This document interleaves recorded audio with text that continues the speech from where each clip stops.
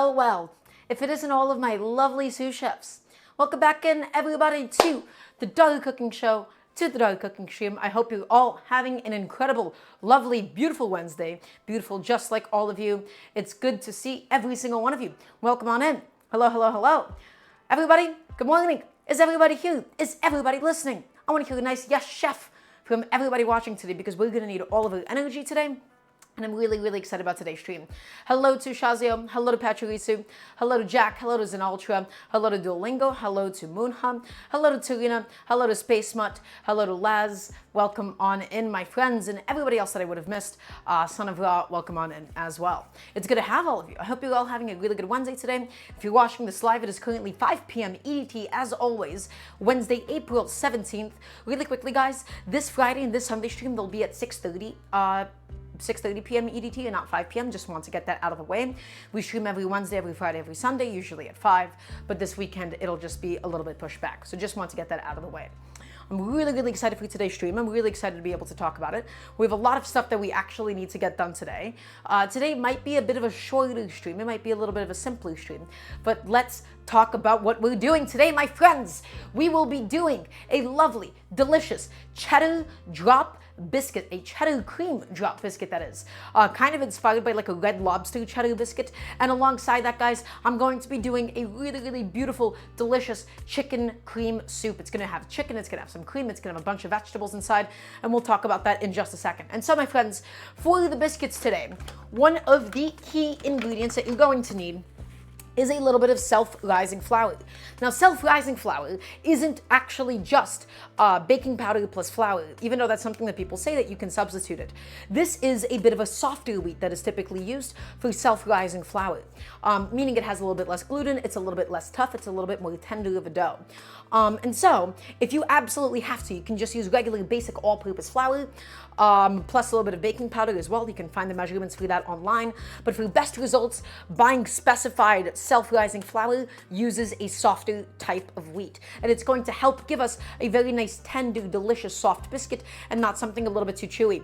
Guys, let's talk about this really quickly. Let us talk about the beauty of the American biscuit and the beauty of this specific dish and this specific ratio that we're doing for the biscuits today. I love warm, fresh bread at home. I love it. There is nothing in life that beats warm, freshly baked, fluffy, soft bread, my friends. Very few things in life can even come close. However, one of the biggest issues with making homemade bread is the kneading. And it's the kneading, and then it's the rolling out, and then flouring a whole surface and letting it rest and doing all of this different nonsense. The beauty of the drop biscuit is that there is no kneading, there is no rolling, you mix it, you scoop it, and you bake it. Hence, a drop biscuit. This is an American biscuit, so this would be most similar to something like a scone. It's a very, very simple dough, my friends. The base of it is actually only 2 ingredients. The next thing that we're going to need for these biscuits is some heavy cream. People do biscuits with buttermilk, people just do them with milk and butter.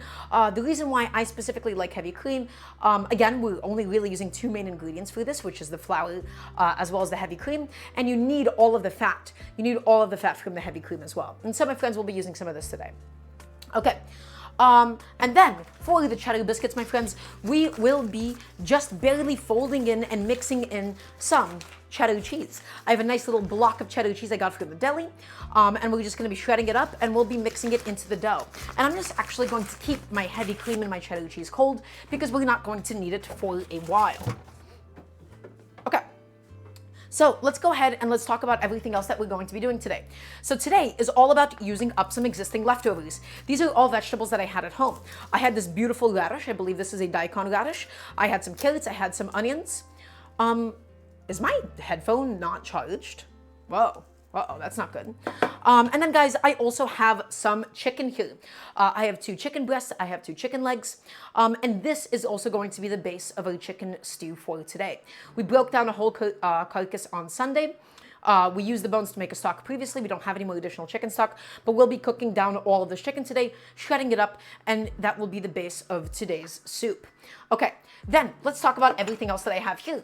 Guys, I have a bunch of leftover parsley, and I have some leftover bell peppers. And so that's also going to find its way into the vegetable soup, as well as some frozen peas. So it's going to be nice and hearty. We're going to have radishes, we're going to have some carrots, we're going to have onions, bell peppers, parsley, some fresh herbs, and then it's all going to get finished with a nice little touch of cream. I'm looking for something delicious. I'm looking for something substantial, and a nice like creamy chicken soup with a freshly baked biscuit, my friends. Doesn't that sound delicious? I think that sounds delicious. I want to hear a nice yes, chef. Please and thank you. Okie dokie, so that's all that. That's all ready to go. The ingredients for today are really simple. The first thing that we're going to do is we're going to be gently poaching the chicken breast, and we'll talk about why we're poaching it and what the difference is between poaching and boiling as always. Everybody, before we begin, once again, if you would like to support the cooking show, if you'd like to support what we do here, you can go ahead and support me on my Patreon. You can type in ! Patreon, because the goal is for all of this to be free for everybody to watch, and for those of you that have the extra income to be able to help support this monetarily, it would go a super long way. Okay, my friends, so we are going to start off by making the chicken stock that is going to be the base for the soup, and also simultaneously we will be poaching the chicken. So what is the difference between poaching and boiling? Well, when water is boiling and it's actively evaporating, it's super hot. Poaching is a much more gentle, wet cooking method. We're going to be basically keeping the chicken in water that is barely bubbling. Because if we blast it with super high heat, the outside is going to get overcooked and almost chalky before the inside is done. Guys, even if it just looks like boiled chicken, poached chicken can be so juicy, it can be so tender if you're doing it right. So let's go ahead and begin building everything that we're going to need for this. And so, my friends, it's actually going to start off with some of the vegetable scraps. I have here some carrots. Okay, and the carrots will be used for the stew, but we're not going to be using the dried off end pieces. And thus, this is a very, very nice way of using up some chunks of your carrot, my friends. Okay, and so all that we're going to go ahead and do is we're just going to go ahead and just cut off the tops, lovely, stack them up, and then we'll also cut off the bottoms of my carrots. And so I'm not actually going to be including the peels. We'll be peeling the carrots for the soup today. And the reason why I don't typically love including carrot peels in the stock is because they do end up making it a little bit cloudy. Because they're so thin, they just kind of end up overcooking and breaking down inside of it. So my friends, here's my carrot tops and bottoms. And I just have a little pot ready to go. And I'm just going to go ahead and throw that inside. Okay, let's talk about the onion now, my friends. We're gonna go ahead and get some onion in here as well. As always, I'm gonna have a little waste bowl ready to go. And guys, whenever I prep onions, I always, I cut the top of the onion off, right? And then I expose the inside of the onion. And so all that I'm going to do really is I'm just going to get rid of that top most dried part of the skin itself, okay? And then I'm just gonna go ahead and also throw this into the pot. I would normally include a little bit of celery as well inside of like a chicken stock or something. I don't have any more celery. I wanted to include some celery, but I ended up running out, unfortunately. But that's totally okay, guys. That's totally okay. That's totally fine. Let's go ahead and also get a couple of cloves of garlic, guys. So, a couple cloves of garlic. And again, I'm not really going to need more than just 2 for this, because the rest of the garlic is just going to be chopped in into the actual stew itself. We're going to be sautéing it. We're going to be giving it a lot of love later on. And so for now, all that we're going to really need is just these 2 little cloves of garlic. And I don't like keeping the garlic skin on, guys. All that I'm going to do is I'm going to give it a little smash, and I'm going to give the other one a little smash. We're not going to chop it so that we can easily strain it out later. We just give it a little smash so that we can easily separate the skin from the rest of the garlic clove. Just like so. That's 1 bad boy, and that is 2. And all we really need is just 2 garlic cloves for this, guys. That's 1, and that is 2. Beautiful. And as always, guys, if you have any cooking questions whatsoever, please feel free to ask me. I am here to teach you how to cook at home. I'm here to teach you home food.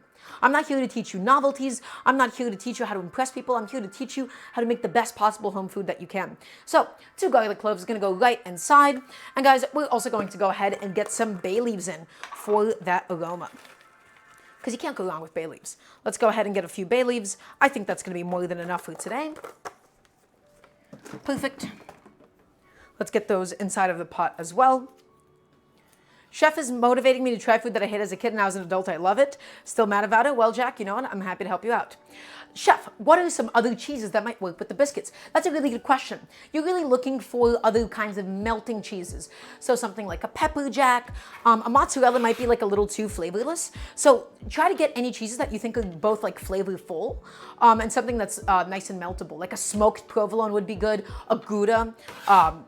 Gouda and Gouda, by the way, both of those are actually technically correct pronunciations. Gouda is technically the correct anglicized pronunciation, and I believe Gouda is the original pronunciation, if I'm not mistaken. So you can say either one of those. Okay, so guys, inside of the pot, we have a bunch of really, really basic stuff. And then last but not least, I'm also gonna go ahead and get a couple of black garlic cloves, just black peppercorns, excuse me, not garlic cloves. I don't know why I said that. I was thinking about garlic. And just a few of them, right? Some black peppercorns directly inside, just to go ahead and give our broth a little bit of extra flavor while we can.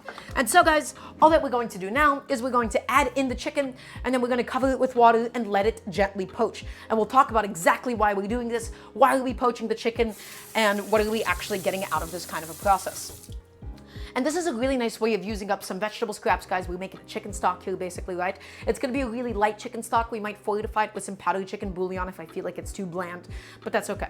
Okay, so I am gonna go ahead and glove up, and I'm gonna go ahead, oops, excuse me, wrong scene. I'm gonna go ahead and glove on up, and let's go ahead and get the chicken inside, guys. So, as always, we have the 2 chicken legs, we have the 2 chicken breasts, as well as their subsequent tenders. The chicken skin we're actually going to be keeping on, and we'll talk about why in just a second. So, 2 chicken breasts that we broke down ourselves, and so we're just gonna go ahead and get those into the pot. Doesn't really matter, you know, it'll be fine at the end of it. Get all of that inside. Just make sure that the legs are, you know, closer to the bottom because these guys are gonna take a little longer to cook than everything else is. Okay? Perfect.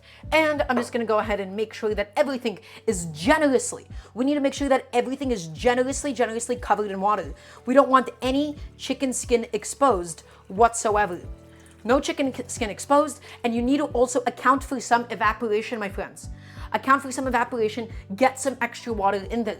You can't have too much water, but you can definitely have not enough. If you ever accidentally dilute it too much, okay, all that you can do is just cook it longer and then you'll evaporate all of the excess liquid. So it's easier to add more water and make sure that the chicken cooks up evenly.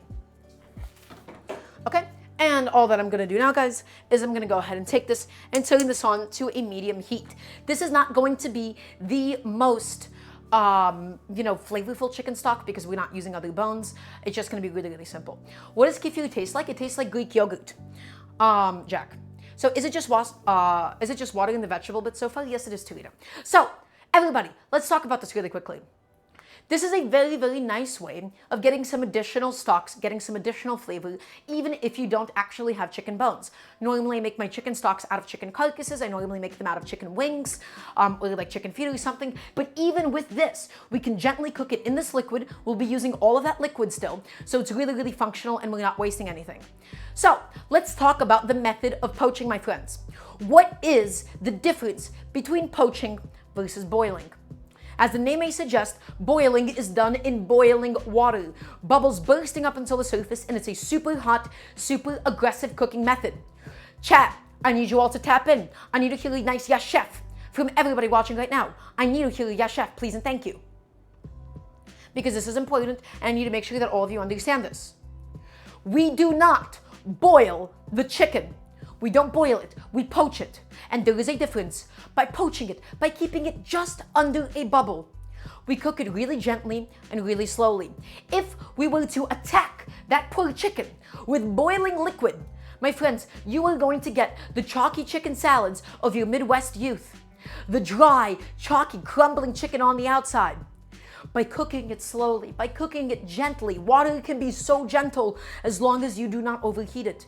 By keeping it really, really gentle, my friends, we'll be keeping the inside of the chicken nice and moist, cooking it slowly before the outside has a chance to overcook. By blasting it with heat, with a super high heat inside of boiling water, you're going to end up with overcooked chicken on the outside and undercooked chicken on the inside. So we poach. And yes, there is a difference. There are two very, very different things happening here. You boil something or you hit something with really, really high heat when it's something thin and you need to cook it quickly. Okay, so guys, here's a general rule of thumb. The thicker the thing that you're trying to cook through, the slower that you have to cook it and the lower your heat. The thinner it is, the hotter and the faster that you want to hit it with something. Okay, so that's your golden rule of thumb, and this can be applied to everything in a kitchen. It's why, for example, with potatoes, we start them off in cold water. Big potatoes, cold water, cooks it really, really slowly inside out, instead of just plunging them inside of boiling water. If we were to blanch spinach, something super thin and leafy, right, we do it in boiling water, drop it in for a second. Okay, so guys, you have to know the biggest thing in a kitchen is heat control and knowing why you're doing the things that you're doing. Boiling makes it hideously chewy? Yes, it does too, because we're only going to be looking to cook the breasts until like around 150 degrees Fahrenheit, the legs until 175 degrees Fahrenheit, and we would probably end up making it too dry and too chewy. Absolutely. So guys, another thing, I'm intentionally keeping the skin on. Also, Super Gamer, welcome on in. We're keeping the skin on the chicken, even if we're not going to be eating it. And there's a few reasons for this. One of them is for flavor reasons. The skin itself also has something to contribute to the broth that we're building. Second of all, the skin protects the meat. The top layer of the meat itself is the one that has the most risk of becoming overcooked and dry. Now, of course, the skin doesn't entirely cover the meat itself, only a certain part of it, but by keeping that meat nice and protected and insulated, right, to say that it's sous vide inside of its own skin would be a little pretentious and a little incorrect, but what we're effectively doing is we're stopping the outside from overcooking even further. So keep that skin on. Okay. I know this was a really huge rant about cooking chicken in water. So guys, all that we have in here, we have my vegetable scraps, we have the carrots, we have the onion, we have the garlic cloves, we have the bay leaves, some black peppercorns, and of course, all of my lovely chicken. And then what's gonna happen is, we're gonna bring this up to a gentle, gentle little teeny tiny bubble. We'll cook the chicken breast for maybe about 20 minutes or so. We'll cook the legs for another additional 20 minutes. Because of the fact that they have a bone and they have a lot more connective tissue, they need to be cooked a longer period of time. The breast is a very lean meat, so it needs a lot less time. Does everybody understand what we're doing? Does everybody understand what we're doing? And does everybody understand why we're doing it?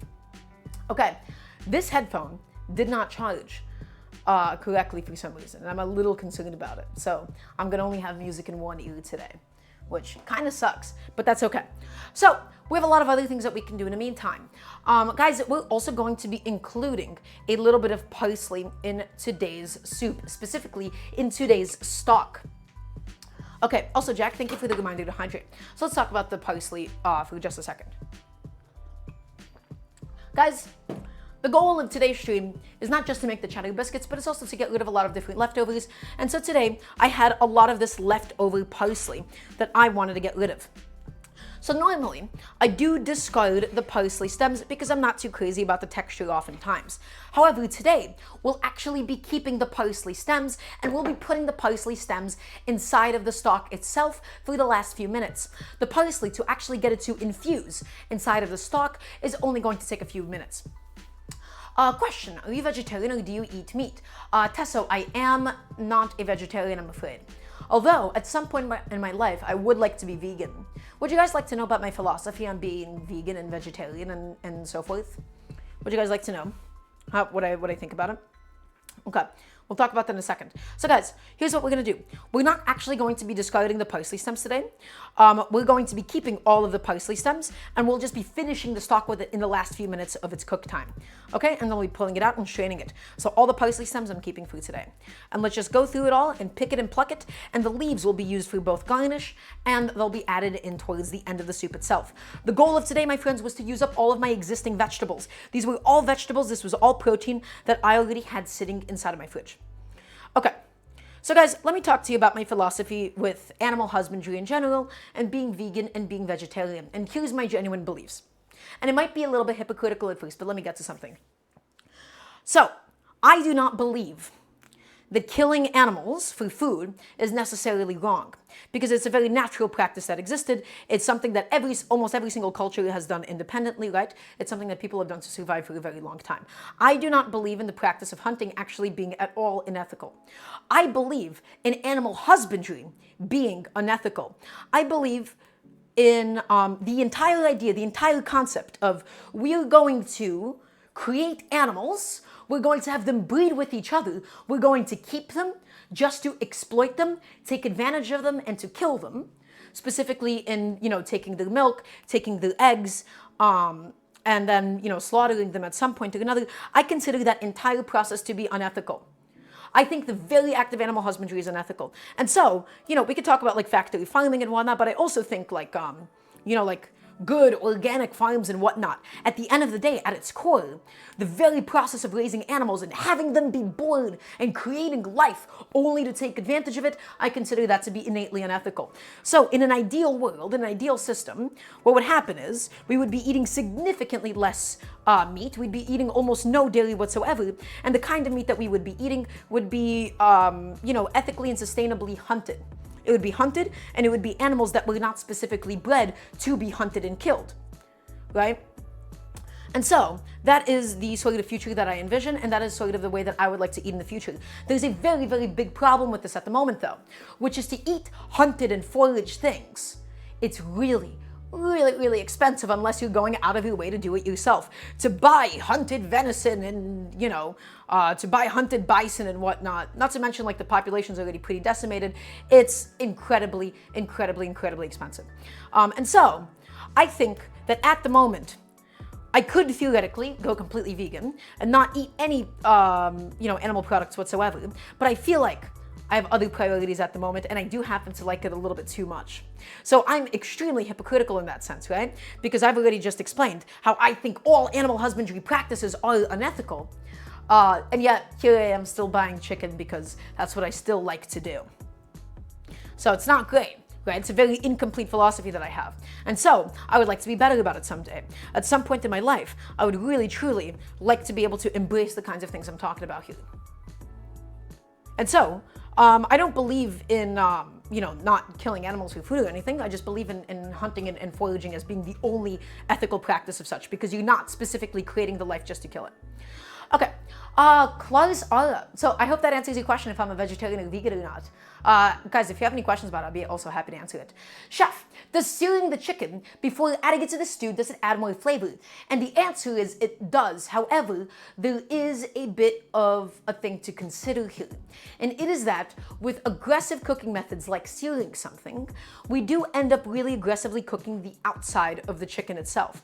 And so we will end up getting a more flavorful piece of meat, but we'll be compromising a very supple, gentle texture of the chicken itself. And so I also think it's a little bit too much effort. I think it's a little bit too much effort for something like a basic soup today, which is what we're doing. We're doing a chicken soup, right? We're doing a chicken cream soup. So you could roast it, you could sear it, it will add more flavor, but it's entirely dependent on your intentions, my friend. So Klaus, if you want to get some more of those like roasted meaty flavors, be my guest. Absolutely go ahead and do that. Has Chef ever hunted? I've never hunted Serena. I've gone fishing a few times, but I've never explicitly hunted. Okay, these yellow leaves I'm just going to go ahead and get rid of. We have no use for them. And the rest of these guys, these are just leaves that are ready to go. And we'll talk about these leaves later on. We're not actually going to need these for the time being, because once again, my friends, the only thing that I'm going to need is just going to be the stems for now, and the leaves will be added towards the end of the stew. Okay, so the leaves, we'll go ahead and we'll slice them up later on. And these bad boys, I'm just gonna go ahead and set them aside. And we're gonna go ahead and do some of the vegetable prep for the stew today. Is everybody still watching? Is everybody still tuning in? I wanna hear a nice yes, chef, from everybody watching, please, and thank you. Okie dokie. So let's just go ahead and get rid of these stems. And guys, once again, I'm gonna be adding them at the end of the stock itself. And the reason for that is because I don't want to overcook my parsley stalks. Because of, fresh herbs, they're oftentimes described as being very, very volatile. And all that really means is with enough extended cook time, you're quite literally evaporating, okay? You're quite literally evaporating the things that give them all of their scent, that give them all of their smell. And so we want to only add this in to basically infuse for the last few minutes of the cook time. And I know this is like a negligible amount of parsley, but guys, this is what you can do anytime you buy like a big bundle of parsley or cilantro. Keep the stems, tie it up, add it at the end of soups and stocks. Chef, do I like goat milk? Jack, I love goat milk. Love it. I adore it to death. Okay, I'm gonna go ahead and set that behind me. I'm gonna go ahead and take this and throw this into my dishwasher because, guys, once again, we have to clean as we cook, especially at home. So my friends, my chicken is now officially going. It's officially doing its thing. And I want you all to look. I want you all to pay attention to the temperature of this. I'm not going to put my thermometer into anything, but pay attention to the fact that it's just gently, ever so slightly bubbling away. And that is the temperature that I want to keep this at, my friends. We're not going to be killing it with a lot of heat. We're not going to be boiling this chicken to death. We're going to be gently poaching it. And there is a difference, and it is the key to making sure that in this chicken stew that we have soft, delicious, beautiful, silky chicken instead of dry, overcooked, chalky ones. Guys, how many of you have eaten like a pasta dish? How many of you have eaten like a chicken soup and you bite into the chicken breast and it's just dry? It is just dry all the way through on the inside. It's dry and it's inedible and it gets stuck in your throat. Like these big chunks of overcooked, boiled to death chicken breast. You go out, you get a chicken soup, that's what it's like all the time, and I cannot stand it. In case you're curious what ads you get, I had one for ice cream, one for cat food. I'm not sure what you... Oh, Chaoyo, are you talking about the ads that Twitch gave you when you joined in? Guys, I wish I could disable the Twitch ads completely. I wish I could disable the ads when you join in. But there is unfortunately no way for me to do that, which is a bit of a tragedy.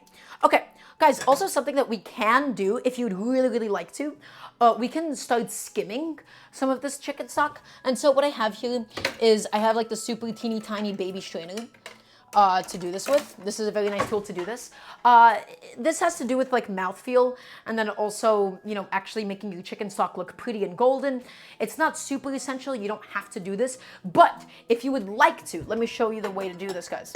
And all that we're going to do, we're going to go ahead and take this little tool, this little strainer, right? And we're just going to be periodically going through here and just getting rid of all of the scum. Yep, just like that.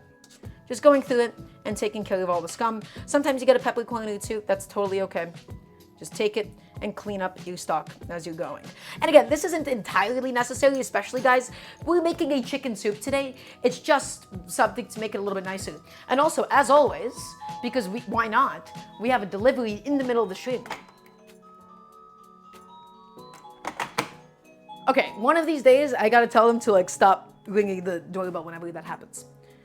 How many pounds of schmeat is a moose? It's a lot of meat, guys. So guys, yeah, we're just gonna be occasionally just doing this just to go ahead and get rid of any potential cloudiness, right? Because I wanna make it pretty. I wanna make it pretty. It affects the mouthfeel a little bit. And then we're just gonna go ahead and take this and run this under some water just to get all of it out of the strainer itself. Not entirely necessary. You don't have to do this if you don't want. It's just going to make your soups and your stocks a little bit prettier and then also help give you a bit of a better mouthfeel. So guys, we're going to be keeping it gently boiling. If it's bubbling, excuse me. If it's ever explicitly boiling, we're going to add in some cold water and then we'll just be, you know, lowering the heat on it slightly. Let's go ahead and actually get a little bit more water in here because guys, as you can take a look, some parts of the chicken are rising to the surface and there's some parts of it that are actually peeking above the water. Guys, the chicken needs to be covered with the liquid. If you do not have it fully covered and fully submerged inside of the liquid, you're going to get uneven cooking. The top of the chicken that is exposed to all that air is going to be undercooked, and the chicken that's down there is going to be overcooked. So guys, keep that chicken submerged. Keep it submerged in plenty of water. I don't care about my alliums. I don't care about my onion floating to the top or anything. It's going to sink back down, but that chicken needs to be kept under. Can I please get a yes, chef? Please and thank you. I want to make sure that all of you understand this. Okay, so just good cooking technique. And now, my friends, let's go ahead and move on to the vegetable prep.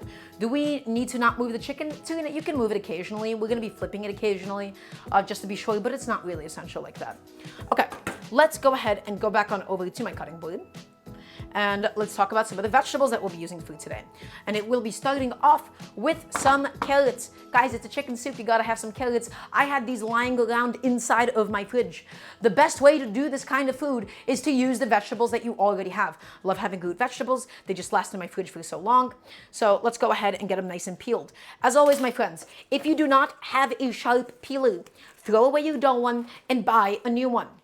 Your life is too short to be struggling with a dull peeler trying to get through your carrot or whatever vegetable it is you're trying to peel. I like V-neck peelers. There's also a different shaped one, but V-neck ones are my favorite. And so I'm just going to go through this and peel this up. Again, you could also add carrot peels into your broth. I scrub them. Chat, do we add the carrot peels into the broth? Did we do it? I think, you know, we should do it. We scrubbed it. We're going to add it in at the same time as the parsley, essentially. We're just going to add it later in the cooking process. So again, it doesn't make it like too cloudy and it doesn't overcook or anything. We don't want the carrot peels to dissolve. So this is only going to really need a few minutes of cook time. So you know what, guys? Let's not waste it. Today, we're not going to waste it. We're being very economical today, aren't we? So let's get all of these carrots peeled and ready to go. Lovely. Just a nice way to get the most out of them. And guys, carrots are so nice in a stock. They just add in a really, really beautiful sweetness into the whole thing. Right? And let's go ahead and get the last one done. And so the kind of stew texture that I'm going for today, I'm almost thinking of like a pot pie. In fact, wait a second. Theoretically, we could do a chicken pot pie with the biscuits. Why am I just now realizing this? We're going to be making biscuits, and we're going to be doing like a chicken cream soup. We could do a pot pie topped with a biscuit. Hold on, that might be really cool. You know what? We'll only do one of them, and the rest of the biscuits will bake up normally. But you guys see the vision. Guys, you see the vision. You see what I'm thinking about. You see what I'm scheming here. Okay, so there we go. Guys, that's all of my lovely little carrots. And now let's just go ahead and get that transferred over to the same plate as before, because again, these are all going to get added in at the same time, basically the last 10 minutes of cooking. We could do that. And so I guess I've never actually really made a chicken pot pie like that before. Okay, this plate is definitely like too small. I've never really made a chicken pot pie, but all that I'm really going to do is I'm just going to put it in like a little ramekin in like a little container and then bake it for the same amount of time as I would normally bake the biscuit itself. And I think that has a chance of coming out really delicious. That could be good. Okay, so all my carrot peels, I'm going to be saving them and setting them aside. We're not going to be using the radish peels. This is a fairly old radish, and also radish peels aren't particularly aromatically delicious, so this is not something that I want to be using for my stock, and so this is just going to get thrown away instead. And so we're going to peel him up the same exact way as we did the carrot, my friends. I had this big old radish sitting in my fridge, and so I just wanted to go ahead and use him up for today. We'll go ahead and chop him up. He'll be the bulk of today's stew because we have, I mean, this is an aggressive amount of radish. I just wanted to use this up before it went bad. Is this the ideal ratio? Is this my ideal ratio of chicken to radish? No, but I wanted to use this up before it actually went bad. Okay, so we're gonna go ahead and get all of my radish skins off. There you go. There you go. Lovely. I think it looks pretty good. And guys, look at the water. The water, it's bubbling and it's boiling. And so we have to go ahead and we have to turn down that heat. So here's my lovely little radish, my friends. Well, not a little radish at all. It's actually quite a hefty one, quite a substantial one. So we've lowered the heat. And my friends, you can see that to the top, we have rising all of that foam. What is that foam? When people talk about the scum of a broth, when people talk about the scum of a chicken stock or something, those are basically all of the different like immediately released proteins from the chicken as it's sort of squeezing out. And it's cooking, and it's just coagulating and rising up to the top. It's not collagen, it's not gelatin, don't worry about all that. Guys, we're just gonna go in here and just clean all this up. There you go. Clean it up because it's just gonna give us a nice, beautiful stock at the end of the day. And I want a nice, pretty golden stock, my friends. And so, again, this is a bit of an aggressive heat at the moment. We're gonna go ahead and turn that down in just a second. I just wanna continue cleaning the stock up as we go. And again, I'm not going to get all of it. I'm not going to be too crazy about this process. Right? And I think that should be okay for now. And then we'll go back in a little bit later. And so, my friends, let's lower the heat. And we're going to give the chicken breasts approximately 20 minutes. Once again, the chicken breasts need less time to cook. Is everybody listening? I want to hear a nice yes, chef. And we'll talk about why the chicken breasts need less time to cook. Oh, let me turn on my AC more. Okay, lovely. So, my friends, why do the chicken breasts take less time to cook than the legs? Why do the legs take longer to cook? Well, there's a couple of reasons for this. And there is a difference, between white meat and dark meat. With the chicken breasts themselves, they're very, very lean. They have no additional fat, and they don't particularly have any connective tissue. You're cooking the chicken breast almost like a steak, meaning we're never really trying to go above 160 degrees Fahrenheit. We're always shooting between 150 and 160. If we cook it any further, the chicken breast starts getting really dry and really, really chalky. However, we can't really apply that same logic for the legs. If we were to cook the legs to 155 or to 160, the legs would be a little too tough to eat. The legs have a bunch of fat inside, the legs have a bunch of connective tissue inside, and the legs have a big, thick bone running through them. And the bone is going to be significantly slowing down the cooking process, especially the meat that is closest to the bone itself. And so we're looking for two different ideals here. The chicken breast, we don't want to really cook it past 155 degrees Fahrenheit because we're looking for it to be juicy. But in order for the legs to get tender, we're roughly shooting for 175 degrees Fahrenheit. And the legs take longer because they have a bone going through it. So the legs not only have to get up until a higher temperature, right? But it also has to cook longer because it's a lot slower. Okay. So that's going, guys. It's gently, gently bubbling, which is exactly what I'm looking for. I'm just going to go ahead and agitate it slightly. Just make sure that none of the chicken skin or anything is sticking to the bottom particularly, right? Just make sure that's all going exactly the way that it needs to. Gently, gently bubbling. Okay? And so let's go ahead and continue with the rest of the prep that we need to go ahead and get done for today. So all of my vegetables are now officially peeled and ready to go. Let's go ahead and just start dicing. Let's start chopping them up. Let's start getting them ready to go for the inevitable sautéing for the stew. And so, guys, I'm also going to be setting a timer on the chicken for about roughly 20-25 minutes. 20 minutes, I think, will be good. 20 minutes, that'll be for the chicken breast. We'll pull them out and then shred them up. Okie dokie. So let's go ahead and start with the carrots, and we're gonna have a bowl ready to go for all of my chopped up carrots. And so, my friends, let's go ahead and think about the size of the cubes of the carrot that we actually want for today. Today, I'm not looking for a super small dice. I'm not looking for this to dissolve into the soup. I'm also not looking for massive, massive chunks. Also, Lindsay, welcome on in. I hope you have a really lovely day today. So, how'd you find the show? How'd you find the cooking show? And so, guys, I'm looking for somewhere in between a small and a medium dice. It is important that we give this step a lot of love, that we give this step a lot of care, because the more evenly that we cut it, the more evenly the carrot cubes are actually going to be cooking inside of today's soup. And so, let's go ahead and begin that process now, my friends. Found me in the food and drink section. Well, Lindsay, welcome on in. It is customary for whenever I tell you guys to do something that everybody's going to say, yes, chef. So, is everybody listening? I want to hear a nice yes, chef from everybody watching. I would love for you all to prove an example to Lindsay. So, my friends, again, we're looking for a small to medium dice here. You can make this as big as you would like. You can make it as small as you would like. Okay? And so, I'm looking for a small to medium dice for today, ideally speaking. Let me think about how I want to do this. Let's see. Let's go ahead. Yeah, let's actually plank these off. We're going to put a lot of effort into these. We're going to first cut them in half so that they're a little bit shorter and they stand up a little bit easier on themselves.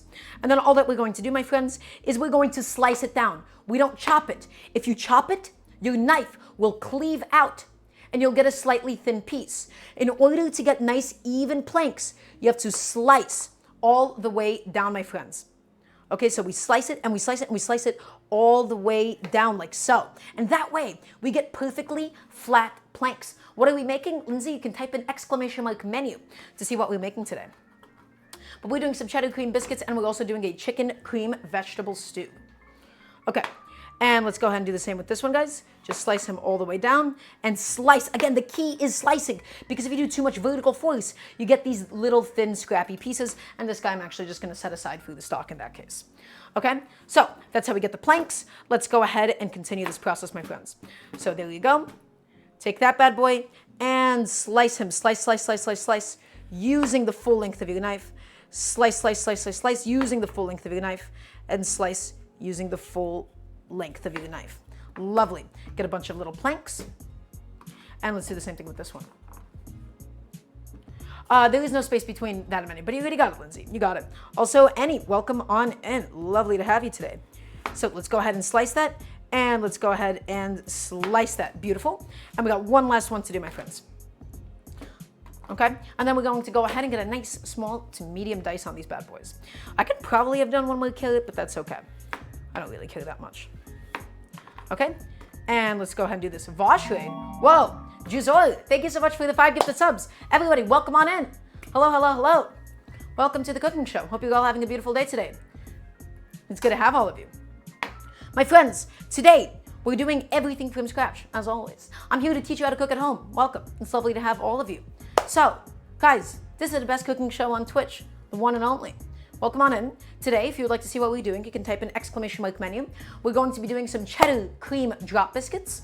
And then we're also going to be doing a cheddar, not a cheddar soup. We'll be doing a chicken cream vegetable soup. Everybody, I need you all to understand something really quickly. This is not just a cooking show. This is a home cooking show.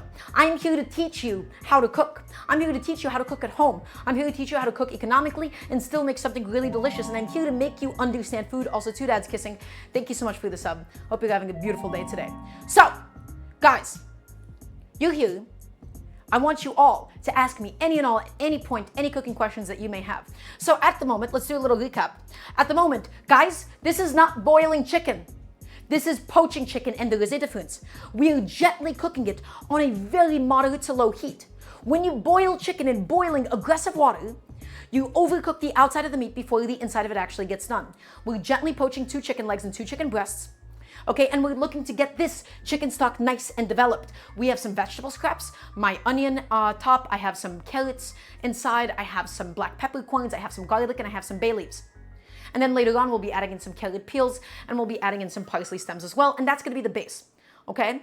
That's gonna be the base for my lovely, delicious chicken stew today. Guys, the key to this is we do not boil the chicken. We do not boil it to death.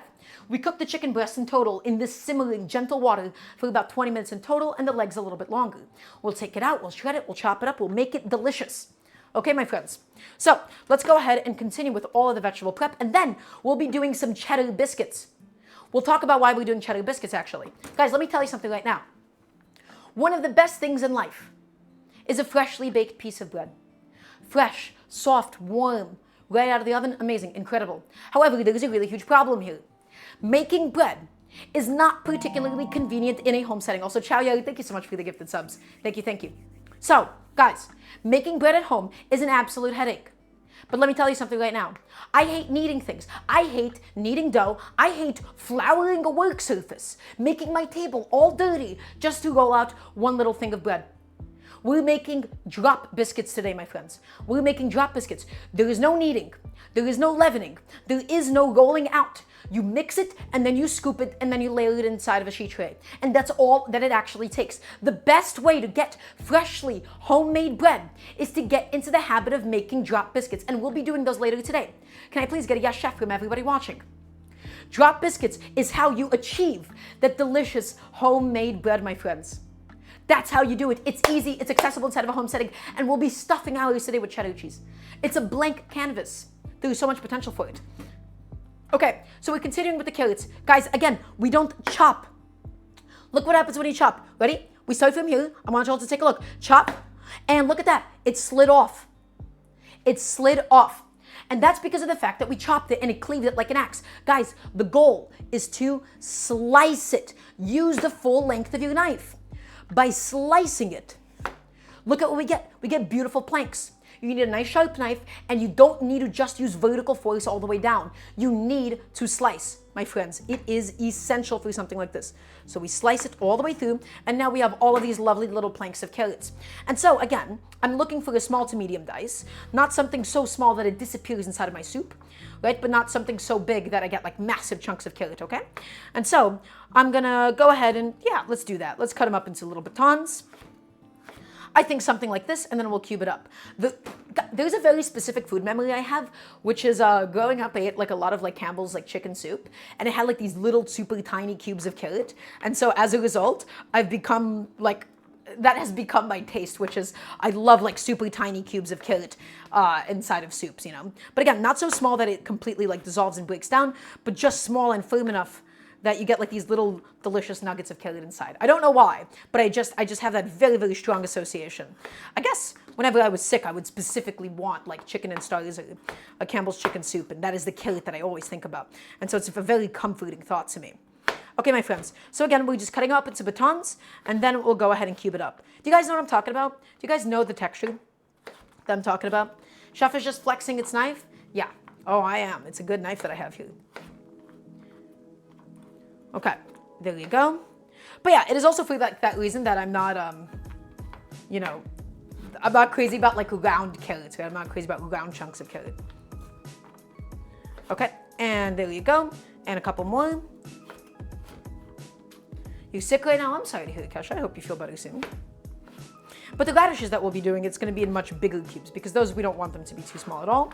Okay, guys, biggest mistake that you can make once you have a stack of batons just like this, the biggest mistake that you can make is to take a stack that is too big, and it's all just going to be falling out of your hands. So take it, square it off, get them all nice and even, my friends. And now let's go ahead and get some beautiful little cubes of kelly. It's not a fine dice. This is something that I would call like a small to medium dice. There you go. Beautiful. Look at my kelly cubes. Stacked up, ready to go, chopping away. Excellent. And guys, the biggest mistake that you can make here, do not overcrowd your cutting board.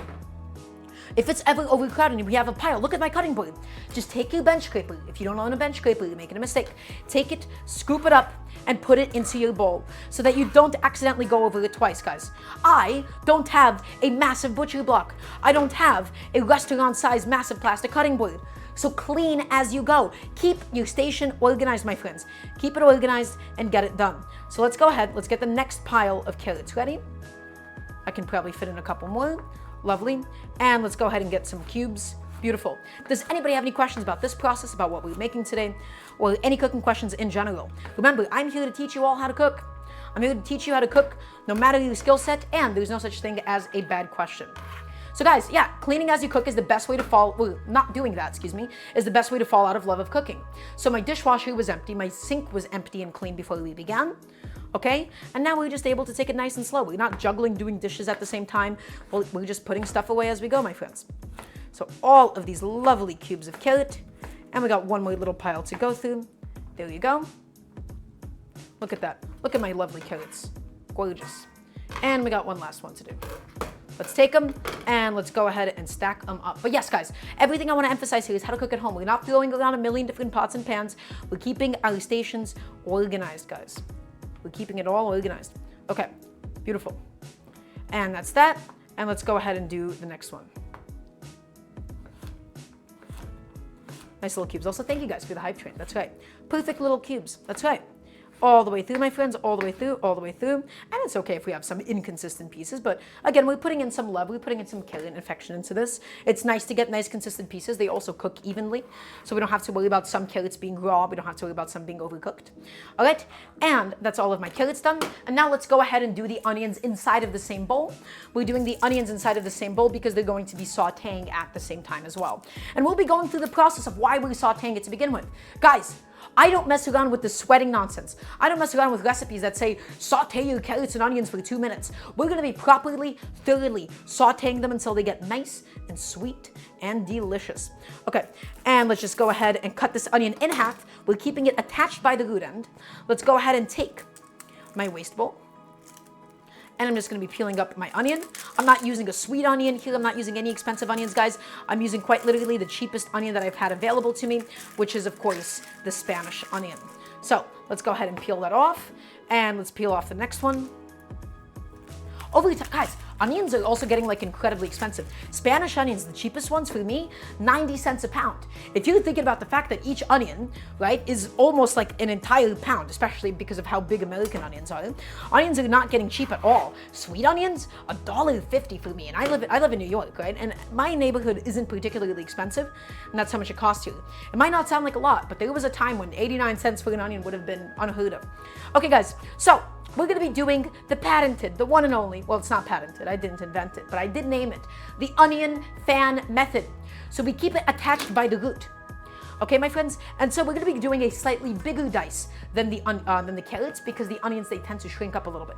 So we're going to be fanning it out, my friends. We fan it, and we fan it, and we do this. But we're keeping all of it attached by the root of the onion because this holds it together as we cut it. Okay, and now that we have gone ahead and fanned it out, my friends, once again, medium dice, and look at all of my beautiful diced carrots now just coming into fruition. Look at that. Or my diced onions, excuse me, not carrots. There you go. And then as soon as my cutting board gets a little bit crowded, once again, I take my bench scraper and I clean it up, and it goes into the same bowl as the carrots because they all get added in at the same time. My chicken is going. My chicken is perfectly poaching. I'm just going to go ahead and just make sure that nothing is sticking anywhere, give it all a little bit of an agitation, and just keep it cooking, my friends. We're keeping the chicken gently, gently poaching, not boiling, not attacking it with a lot of heat, but gently cooking it because we don't want it to overcook on the outside. Guys, how many of you, again, How many of you have grown up on the texture of boiled chicken breast and it's just chalky and dry on the outside and chalky and dense on the inside? That's what happens when you boil it and you attack such a lean, such a gentle meat with high heat, especially in water. Okay? It is an absolute tragedy. It is a tragedy that is what people think of when they think of boiled chicken. You think of Hainanese chicken and rice. You think of Hainanese chicken and rice, excuse me. And even though that's a quote-unquote boiled chicken, it's very, very supple. It's not overcooked. It's perfect. Okay, guys. And we're going to go ahead and do the same thing with this one. Just go ahead and fan it out. Is everybody still watching? I want to hear a nice yes, chef, from everybody watching, please. And thank you. The onion fanned out once again. And now a nice medium dice. Beautiful. Hainanese chicken is absolutely subtle. That's right. And that is the beauty of a poached chicken, guys. A poached chicken isn't necessarily bland. It can be very gentle, it can be very delicate, as long as you don't destroy that delicious texture that it has. Okay? And let's continue just to cube this up, my friends. Cube it up, cube it up, cube it up. Lovely. And get rid of that. And that, my friends, is all of my onion ready to go, ready to be sauteed whenever we need it. Okay? And out it goes. Lovely. Okay, guys, so all the onions, all the carrots, they're going to be inside of the same transfer bowl because, again, they'll be added at the same time. Sometimes they separate the ingredients, sometimes they don't. And guys, underestimated monkey, you know why I'm not crying when I'm cutting onions? You know why? It's because my knife was nice and sharp. You cry when you cut onions if your knife is dull and you end up crushing it on the way down. My knife is nice and sharp, thus we don't have to worry about it. Those are my carrots and my onions. I'm going to go ahead and set that behind me. And actually, I think I'm going to be adding in my bell peppers at the same time too. I have some leftover bell peppers that I also just kind of wanted to use up. I thought the bell peppers in this kind of a soup would be pretty delicious, right? Guys, this is a soup that I'm doing out of leftovers. I had leftover bell peppers that were already, planked up. And now we're just going to go ahead and cut this in batons. Cut into little batons, just like this. And we're going to cut it up the same way that we did the carrot, guys. Cut it up in batons, cut up in batons. Beautiful. All the way through, my friends. Yeah, this soup is going to be full of vegetables. It's going to have radishes. It's going to have peas. It's going to have peppers. It's going to have onions. It's going to have carrots. It's going to have so much to say, which is exactly what I'm looking for out of this soup. And there you go. All of my batons are now ready to go to just be diced. Guys, same idea as the carrots. We don't want to get too big of a stack of batons at once because we want to get a nice even dice in all these bad boys. So go ahead and pile them up and nice medium dice all the way through. And they'll be sauteed alongside the onions and the carrots as well. There you go. I love a soup with a lot to say. That's right, everybody. This soup is functional, my friends. This is a soup that I'm using a bunch of different leftovers in. I had the chicken already ready to go. I had these peppers. I had these carrots. I had these onions. I did so little grocery shopping for today.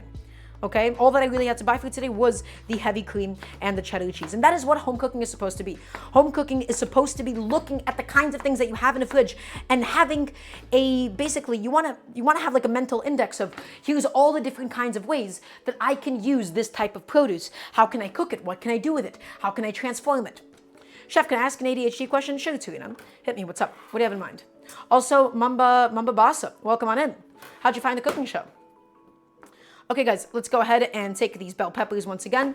And final medium dice on these bad boys. Beautiful.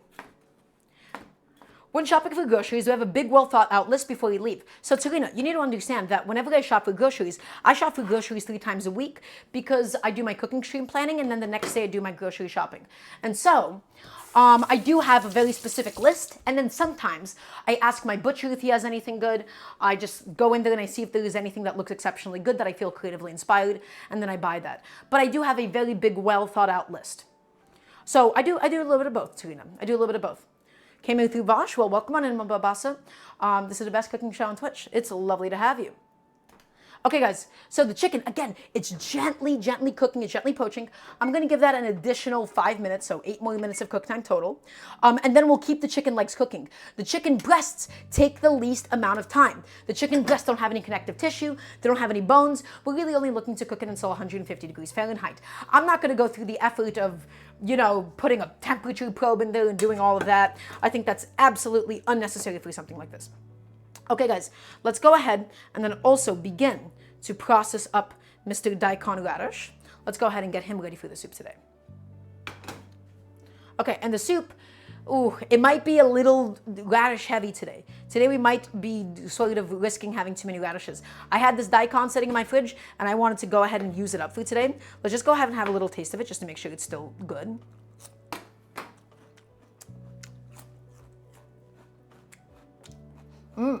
That's great. So, underestimate monkey. You ask me, you have a question. What should everyone have in the cupboards? So that's a really good question. And so I have a bit of a non-answer for you. The thing that you should have in your cupboards are things that inspire you to cook and things that you like having. And so for me personally, I always have dried black beans. I always have dried red, like kidney beans, because I love cooking with kidney beans. Those are the kinds of things I have. I always have tomato paste at home. I have like the tube refrigerated tomato paste. I always have that.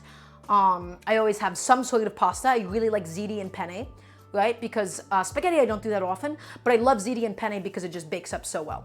Got any corn? Not really underestimated monkey. I don't really cook with corn that often. Sometimes in a mood for it, but not all that often.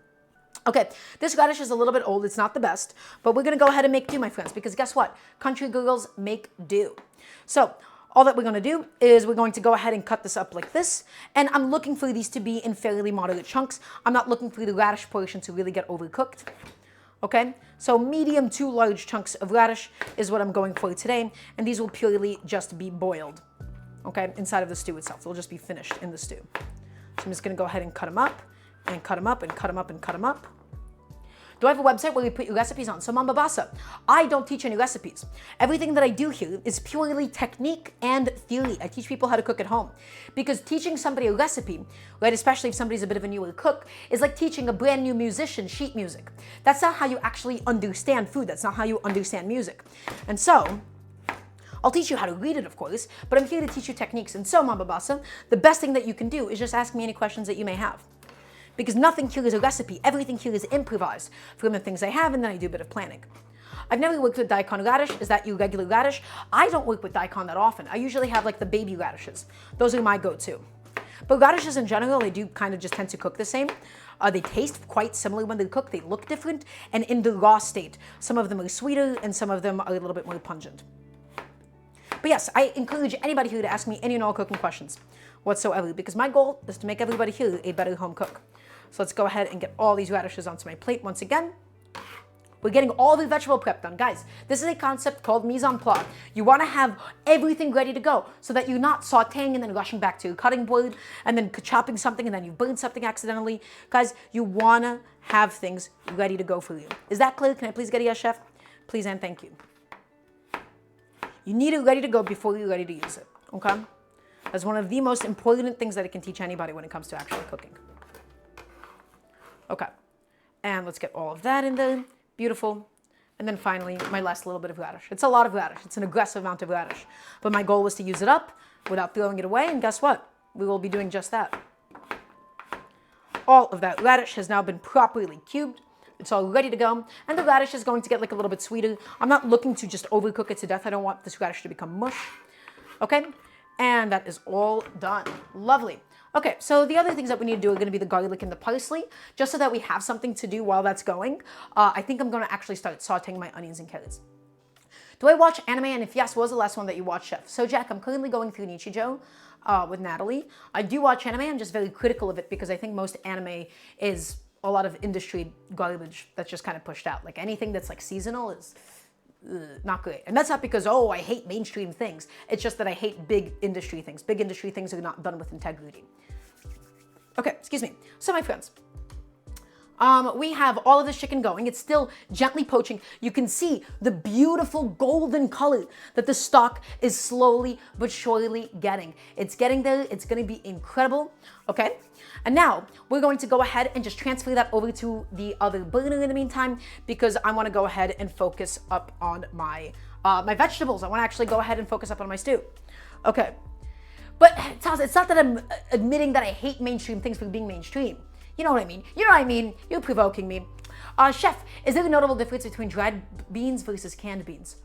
Oh, Juzor, you ask me my favorite cooking question. So let me go ahead and do this really quickly. Let me do this part, and then I will answer that for you. How's that sound? Let me just move that aside. Let me go ahead and get my Dutch oven in place. Guys, if you're doing this at home, I'd really recommend that you just do this all in one pot. I'm doing 2 pots mostly because of the fact that I'm on camera. And so it's a little bit easier for me that way. Okay, my friends. First, we have this lovely, big, beautiful Le Creuset Dutch oven. This is one of the most misused, abused pieces of kitchen equipment in history. So everybody, I need you all to listen. I need you all to tap in. We need to understand the Dutch oven. We need to understand it, and we need to understand how it's made. Okay?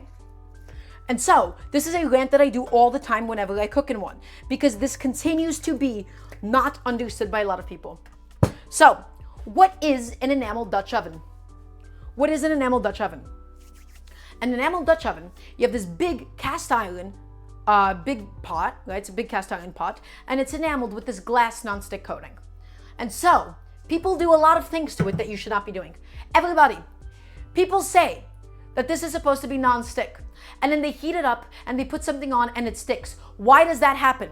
Why do things stick to your Dutch oven? Let me tell you something. Let me tell you something right now. It's because you didn't heat it evenly. This, my friends, is not meant to be heated over a high heat. When it comes to thick pieces of metal, thick pieces of metal, like this bad boy right here, like this cast iron, you heat it up on a high heat, and then you think it's hot after it's 2 minutes, and you put a little water down and it hisses and it does all that. The reality is, all that you did was you developed hot spots wherever your electrical burner is, wherever your gas fire is. You developed hot spots and cool spots because it's a thick piece of metal. The key to mastering a Dutch oven, my friends, the key to mastering any bit of cast iron is to heat it up slowly. I don't mean over 2 minutes, I mean 5 to 6 minutes of heating up over a medium heat. And so, the next thing, we never want to blast the heat on this thing. Again, it develops hot spots, and then it also damages this enamel. You almost want to treat this thing like a nonstick pan in some ways. Next, we're never using metal tools on this. It's enameled. I see professional chefs. And by the way, guys, let me tell you something right now. All that it means for somebody to be a professional is they get paid for what they do. That doesn't mean they're good at what they do. And so, professional chefs, I see them with their metal whisks, and they're going in there and they're destroying their poor little enamel Dutch oven. Terrible. Incompetent. Absolutely incompetent. That's the timer on my chicken, by the way. So, horrible. You love that quote, Taz? I wonder why you love it. So, guess what, guys? You should listen to me and not them. I know more than them. I know more than anybody that would ever tell you with a straight face that they're trying to use metal tools inside of an enamel Dutch oven like this. So listen to me. You want to put some trust in me on this one, okay? So we're using wooden tools. We're using silicone tools. We're never slamming it on a super high heat, okay? And the next thing is we're never heating it up when it's empty. So we always heat it up with either oil or water inside. And that's also because that's just like good nonstick practice. It makes sure that you're not developing too many hot spots on your nonstick and you're not damaging it over time. So does everybody understand? I want to hear a nice yes, chef. Giselle, you're already ready for that. Okay, perfect. And so Giselle, you also asked me another question. Is there a difference between canned beans and dried beans? And the answer is yes. Canned beans are 1.5 times as expensive. You're buying a lot of useless water weight. Second of all, you don't get to control the texture as much. Sometimes you need firm beans for a salad, sometimes you need soft beans for something like a hummus. Okay? And so, the third thing is the liquid that it's in, the bean liquid that it's in, has a very profound canned flavor. It has the taste of something from a can. Okay, the beans themselves are okay, but we oftentimes need that cooking liquid to thicken soups and sauces. And so, we only do dried beans in this household. What you can do is you can go through my past videos, you can type in !YouTube for an archive of all of the past videos that we've done. I show off how to do dried beans in a pressure cooker all the time. Okay guys, so the chicken stock is actually done, or the chicken breasts are done. Remember, the chicken legs need to cook longer than the chicken breasts, so let's go ahead and take out the breasts now before they get dry and overcooked. So we're just gonna go ahead and pop out each of my lovely breasts, get them out of that hot water, not boiling, but hot water. That's one, and there should be a second one inside somewhere. Where is it? I must find you. And that's the second one. Beautiful. And it's just continuing to gently poach. My legs are going, my legs are doing their thing in there. I think I have a chicken tender that fell out at some point. Unless it stayed intact. I think it stayed intact. Beautiful. Okay. I wish I could get like a better stovetop angle, guys, one day. I was about to ask the Dutch oven on a date. No, she's well, listen, underestimate a monkey, this is a polyamorous household, okay? Oh, it became topical because of that new article. I am genuinely polyamorous. So she's free to go date whoever you want. I'm not even saying that as a bit, okay? I am. It's a very important part of my identity. Anyhow, guys, here's my chicken breast. You might be looking at this and you're like, oh, Daramgar, it's a boiled chicken breast. It's overcooked, it's bland, it's unseasoned. Guys, this chicken is gonna get shredded up and it's gonna go into the stew today. It's gonna get shredded up, it's gonna get chopped up, it's gonna go into the stew. So do not worry about the chicken breast right now. But what we do now, my friends, the chicken skin, we're gonna be discarding it, but it was functional. The chicken skin stopped the chicken breast from becoming overcooked on that side, and we cooked it gently. This is not boiled, my friends. This is poached, and you can tell, look, the outside doesn't look chalky. The outside doesn't look chalky and overcooked. It was just gently poached, my friends. And so we're just gonna go ahead and cool this off until we're ready to shred it. Ready for a shredding, I suppose. That did not come out nearly as clever as I thought it would. Okay, my chicken legs are slightly too high heat, and that's also going to need some more liquid. So forgive me for a moment, everybody. My chicken legs just need to be covered in a little bit more water, just to make sure that the outside of them don't get undercooked. So they're just going, they're just doing their thing. Guys, the Dutch oven has been heating up this whole time. Okay, we're slowly but surely heating it through. Okay, my friends, let's talk about my next rant. This is a rant that I do all the time. I know this might be repetitive to some of you, but we have a bunch of new people. Everybody who's new and who's new only, I want to make sure that you're listening. I want to hear yes, chef, from all the people that are here from Fosh. Maybe you've only been here once or twice. Maybe you're new entirely. I want to hear yes, chef, from all of you. Please and thank you. And so we'll talk about this in a second. No, I'm getting yes chefs from the wrong people. It's okay, it's fine. So, guys, let's talk about something right now. The world of food writing, the world of recipe writing is dominated by a lot of incredibly incompetent, bad faith people that don't know what they're talking about. Okay? They tell you to do something because they've never really thought about why they're doing it. And they've never really thought about the mechanics of it because they're trying to pump out as many SEO-focused articles as possible. So let me tell you something right now. The biggest red flag that you can ever see about a recipe is if they say, saute your aromatics for 2 minutes, 3 minutes. Saute them in oil for 1 minute. Brown your onions for 3 minutes. Guys, let me tell you something right now. That's all nonsense. That is all nonsense. And let me tell you why. A vegetable is full of water. You put it into hot oil. It's not gonna brown immediately, maybe a little bit in the first second, but you know what happens? The vegetable softens, it releases its liquid, and then it's boiling. To get a properly sauteed vegetable, you need time. If not, it's fine to just boil it. It's fine to just boil it. But guys, the vegetable cooking process can take upwards of 10 to 15 to 20 minutes, depending on what you're actually cooking. We're going to add them into the oil. We're going to get a little bit of browning in the beginning stage, but then as soon as the vegetables soften, they're gonna collapse, release their liquid. Then we're in the boiling stage. The water evaporates, and then the vegetables will be frying again. This is a process, and it takes time. You cannot rush this process, my friends. So any recipe that you ever see written where they say saute something for 2-3 minutes, saute your chopped up onions, brown your onions, caramelize your onions in 5 minutes, all nonsense. All nonsense. Written by people that truthfully do not know what they're talking about. Okay? So, my friends, we have all of these bell peppers, these onions, these carrots. My oil has been slowly heating up, remember, on a low, medium flame. There's a guy on TikTok, the steel pan guy, who always says the high end of medium low, which is exactly what you should be doing. And we're not looking for the oil to get smoking hot. Again, the goal is not to brown it in the beginning. The goal is not to sear it in the beginning. The goal is just to let it cook, let it collapse, let the water evaporate, and then it will become brown, my friends. It will become beautiful and golden and delicious, just the way that you had intended, okay? But you need patience, guys. You need patience. And if not, you can rush this process. You can just go ahead right to the boiling phase and it'll be okay. So, my friends, let's go ahead and get all of those vegetables, all of my lovely little vegetables inside of the pot. And I'm not going to be sauteing the radishes. They don't really benefit from that kind of sauteing. Those will only be cooked in liquid. Also, hi, Natalie. Welcome on in. Okay, guys, all the bell peppers, all the onions, all of the carrots, they're being added in now into my medium hot oil. Just a gentle, gentle sizzle.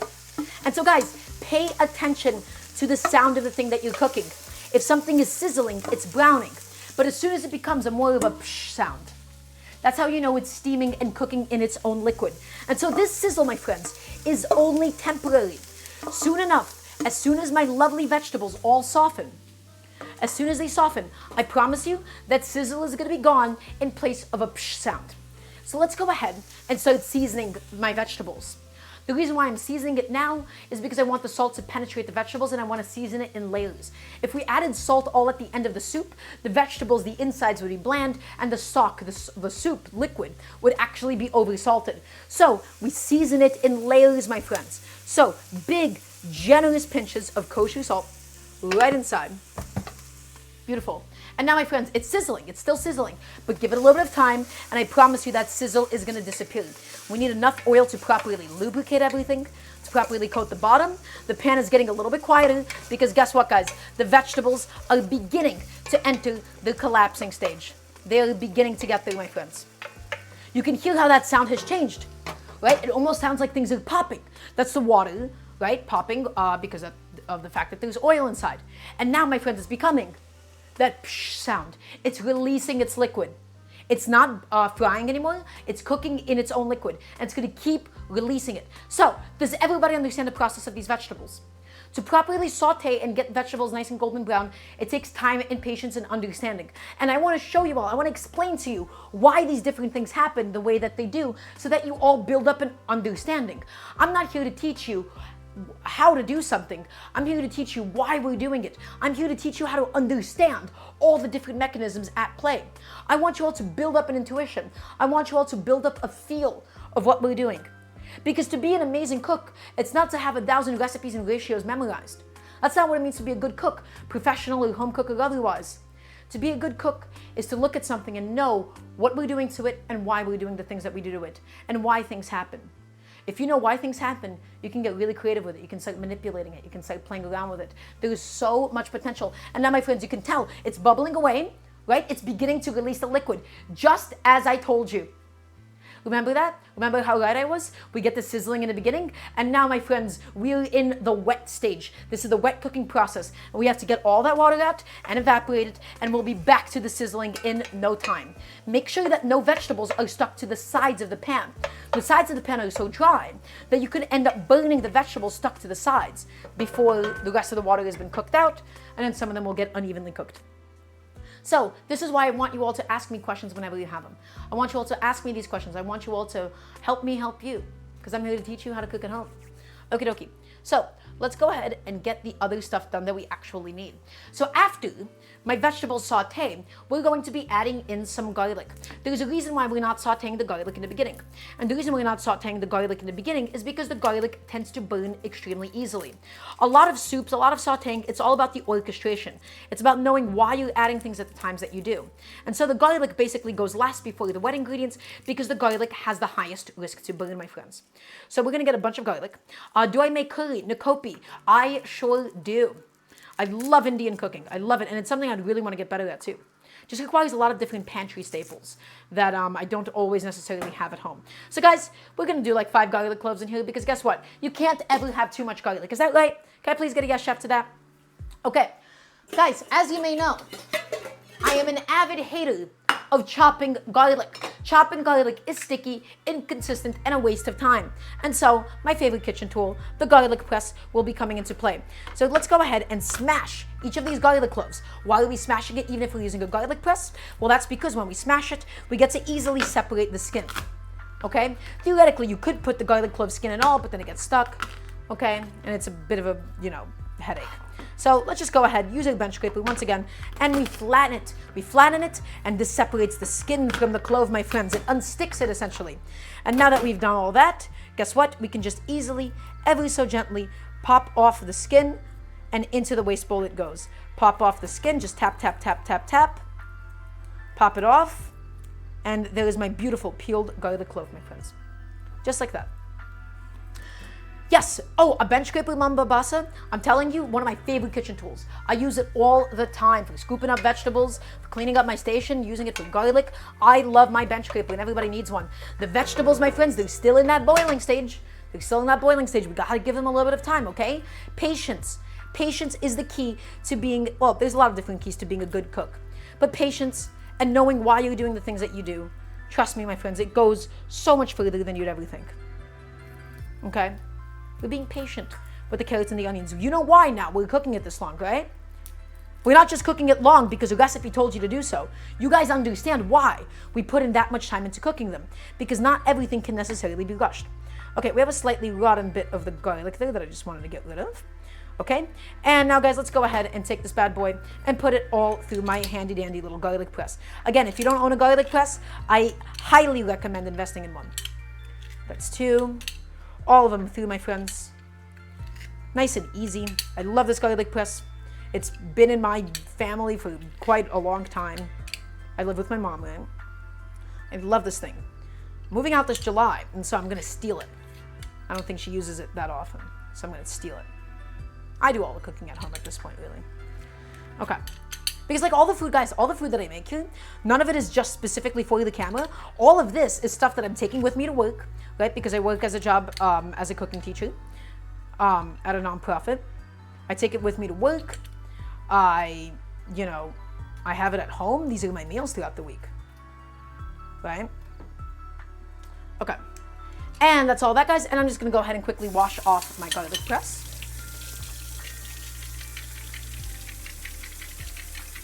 Just wash it off. I'm just going to go ahead and poke it with a little brush just to get all the garlic unstuck from it and throw that into my dishwasher. Yes, I am, Jeff, but I don't want to really talk about that. Don't worry, guys. The cooking show will be here for a very long time. I'm here to make this the best cooking show that there is. So it's only going to get better. I promise. Okay, guys. So the garlic is all done. Now let's go back. Let's go back. Let's come back. Come back. Let's go back to all of the vegetables, okay? The water is slowly but surely cooking out. The liquid on the bottom is still a little bit cloudy. That's telling you that there's still water suspended inside of it. But guys, it's getting there.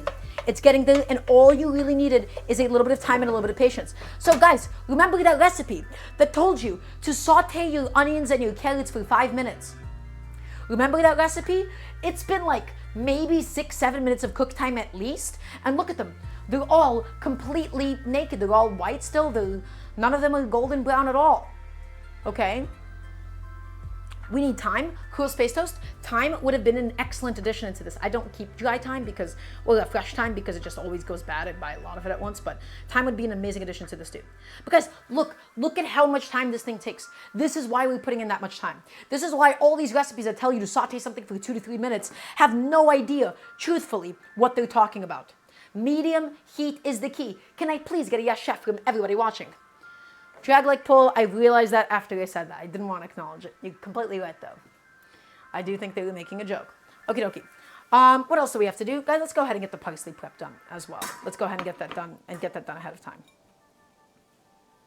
Okay. So, my friends, we have all of our different parsley leaves here, right? And these bad boys, we're going to go ahead and slice them up. So, oh, you guys hear that? It's sizzling. It's beginning to sizzle again. This is the stage where it's going to get nice and golden, guys, so be patient. So, parsley. Guys, fresh herbs. Let me tell you something about these bad boys. They are very, very fragile. They're very delicate. You overcook them, you lose all of their flavor. You crush them too much, you lose all their flavor. There is people out there, this is a very, depending on the culture, there's a very old grandma thing which says, oh, you should never put a knife to your fresh herbs, never put a knife to your fresh basil, only tear it up with your hands so you don't destroy it. Nonsense. However, there's another school of thought. There's people out there that say, ooh, today we're gonna mince some fresh herbs. And so here's what they do, guys. Let me show you. Let me show you my most hated and the absolute stupidest cooking technique that has ever existed. To call this a technique would be a complete disservice. I don't know when this started. I don't know when people started saying to do this, but it's complete and utter nonsense. Let me show you guys my least favorite cooking technique. In fact, I'm not even gonna do this with my poor, dainty Mizuno UX10. I'm gonna go get this really, really crappy, ancient Wusthof knife. It's not very good. Here's what they do, guys. They call this a rock chop. They take the herbs and they say, ooh, it's time for us to chop it up. And they go and they do this to it. and they take it and they scrape it back and they're scraping it and they go back in and they do this to it. This is what they do. They call this a rock chop and they put it back in and they continue doing this to it. And this is what they're left with at the end of the day, my friends. Look at the bottom of the cutting board. It's basically like a crime scene. This is the spatter, okay, of all of the different juices, of all the chlorophyll inside of the parsley itself, and it's going to quickly turn brown and oxidize. It's sticking to the bottom of the cutting board because we crushed it and it got wet. So, everybody, say thank you to the parsley for the sacrifice here. We will never do that again. We never, ever, that's right. I was thinking of Dexter when I said that resurgent skill, by the way. That's why I said spatter and not splatter, right? Because spatter is used for blood. Okay, my friends, so this is why we slice, and we slice it with a nice sharp knife. So let me show you something. Let me show you something. We're gonna slice these herbs. We're gonna be so gentle and delicate. Let's get this knife out of here. No use for that at all. That's a knife my mom uses. Sorry. So, all the parsley in here, my friends. Jamie Oliver chops herbs, I bet. Yeah, Jamie Oliver does a lot of things. There's very few people that I would say I hate. I hate him. Well, maybe there's more than a few. But he's one of the people I can say that with my full chest. I would beat him in any cooking competition ever. I'm going to change the world before he does. Okay, my friends, we have all this parsley. The key is to slice it. We need a nice sharp knife, and let me show you the baby bird method, guys. We're going to take these herbs. We're going to take my parsley. We're going to take it in our hands, and we're going to go ahead and bundle all of it up. We're going to go ahead and bundle it up, my friends. We're going to bundle it up, and we're not going to hold it so firmly that we crush its little brains out, but not so gently that it poof, flies away. And we take our little baby bird, chirp, chirp. It's wiggling in my hands. It wants to escape. We're going to hold it down nice and gentle, okay, nice and gently, and we're going to use the full length of our knife, and we're going to slice, not chop, not crush, don't cleave it, but we slice it, my friends. We take it and we slice it with the full length of a super sharp knife, using minimal vertical force, guys. That is the key to beautifully sliced parsley. Just keep going nice and slowly, my friends. Nice and slowly. Just go through it all. Is that blood on the cutting board? Effectively it is, Chrome Owl, from the parsley that I showed you why not to rock chop. So guys, nice and thin. You can go super, super thin. You don't have to worry about overcutting it, guys. If you're doing my method, just slice your herbs. Slice them, and we're slicing them really, really thinly. Have I tried Brazilian food? I love Brazilian food, Rota Black Blossom, but I've never really made any Brazilian food. There's not a lot of Brazilian restaurants here. So guys, take a look. These herbs, are they sticking to the cutting board? No. They're nice and they're vibrant and they're bright green. Let's go ahead and give these like carrots, onions, and bell pepper a little stir around, just to make sure it's not scorching, just to make sure it's nicely and evenly, properly browning, my friends. Okay, we're just letting that continue to just gently, gently cook. Beautiful. So guys, take a look. Look at my beautiful herbs. And in fact, we can even go back through them one more time.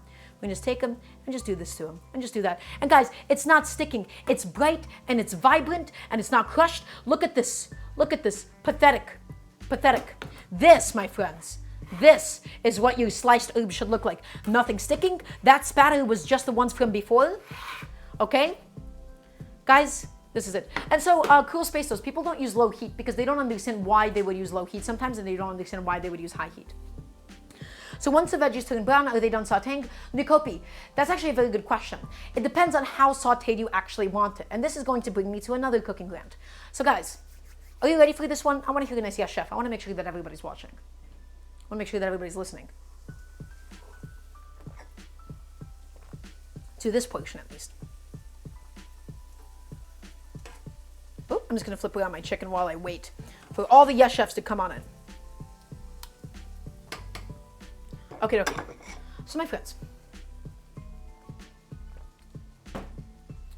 there is no such thing as objectively good food or bad food, and there is no such thing as doing something, this is the wrong way to do something. Food, as with anything in life, is completely relative to the intentions of the person that made it. So, Nikopi asks me, how do we know if it's done? How do we know if it's done sautéing? Is it going to be fully brown? Well, the answer is actually entirely dependent on what you're trying to get out of this. If your goal is to develop a lot of super strong, deep roasted flavors, Your goal is to get all these vegetables dark brown, stirring them often, cooking them for 40 minutes to an hour. If your goal is just to develop them for a little bit of sweetness, you're looking to get them golden brown. Neither one of these are the correct or the wrong thing to do. Both of them are correct, as long as you just need to sit there, you need to close your eyes, you need to imagine, what is the taste that I want out of my stew? Do I want deep roasted flavors, or do I just want something a little bit more simple, something a little bit more delicate today? So, Nakopi, when is it done actually sauteing? Whenever you want it to be done sauteing, Nakopi. If your goal is to have this be super, super gentle and super delicate, you could probably stop now. If your goal is for deep, deep flavor, you can do this almost like a caramelized onion over the course of 40 minutes. Neither one of these are the correct or wrong thing to do. It's all relative to your intentions. And that is the beauty and that is the magic of cooking. You get to literally stop at every single point and think, why am I doing this? And what am I going to do with this? And why am I applying these different techniques to it? How much of this do I want? What does this thing actually do for me? Is there even a tangible difference between a golden brown and a dark brown? Is that even tangible? Do I even taste that difference? Ask these questions to yourself. And that, my friends, is how you become an amazing cook. Once your intentions line up with what you're doing, when there is no cognitive dissonance. Does everybody understand that? Does everybody understand what I'm trying to say here? So, there is no right or wrong thing to do. Have fun, be creative. What if your intentions are evil? That's a good point, Resurgence Guild. That's a good point. I did not consider that previously. Okay, guys, this is just continuing to go. It's doing its own thing here. It's gonna get nice and beautiful and golden. My chicken stock is also looking simultaneously excellent. And so what's going to happen is we're going to finish the sauteing process, and then we'll shut off the heat. We'll strain out the chicken stock inside of here, and then we'll be on our merry way. It'll be great. We'll shred up all the meat. We'll get that done for us. I think my chicken leg should soon be done. Maybe another at least 10 minutes of cook time or so. It's okay if the meat is a little bit underdone. Again, the goal is just to, develop that chicken stock in the meantime. Unless you're Jamie Oliver, that's a good question. When am I going to get baby bird merchandise? Jack, we do have something coming soon, though. We have something, not merchandise. I'll never do merchandise, guys. We're never going to sell merchandise, and I'm going to explain to you why. My goal of these streams is to teach people how to cook at home. My goal of these streams isn't to sell people, like something from Spring, like a little t-shirt that says something for the sake of me profiting. The entire model that I actually want to succeed here is I want everything here to be free to watch, free to consume. Everything that I would make would be of quality, okay? And the way that I would like to financially sustain the stuff that we do here would be through the Patreon.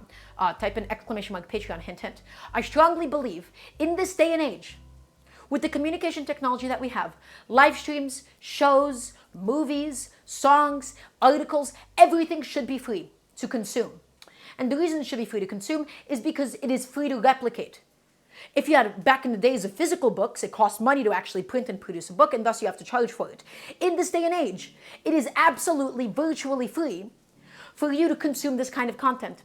And so I would like the show to be completely free. Guys, if you would like to support the show and what we're doing here, you can type in ! Patreon, because the entire idea is for the people that don't have the money or that don't have the will, I guess, to support what we do here financially, you can still get everything. The Patreon, guys, there is nothing paywalled besides a little special Discord. And even then, we have a public community Discord as well, in addition to the private one. The entire idea is the people that are going to give through the Patreon, they get nothing in return other than knowing that they're trying to help support and make the show accessible for everybody, and then to help me make it full-time, because that is my goal. I would love to be able to do this completely, utterly full-time, increase my production value, and so forth. Okay? So that is my goal. Those are my intentions. And thus, Jack, I have no desire to sell merchandise. I have no desire to sell t-shirts, to sell merchandise from some other big company, and I'm making $5 a sale, because it's not meaningful to me. It's not meaningful. All I'm doing is I'm kind of taking advantage of you guys. I'm saying, hey, you like this, you want to show this off? Go buy this thing. That's what that is. So, if you guys want merchandise, you can make it yourselves. You can have that be amongst yourselves. I don't particularly have much desire. Now, there is one thing that I do support, though. There is one thing I do support. It was something that Alex French Guy Cooking did. Do you guys know who Alex French Guy Cooking is?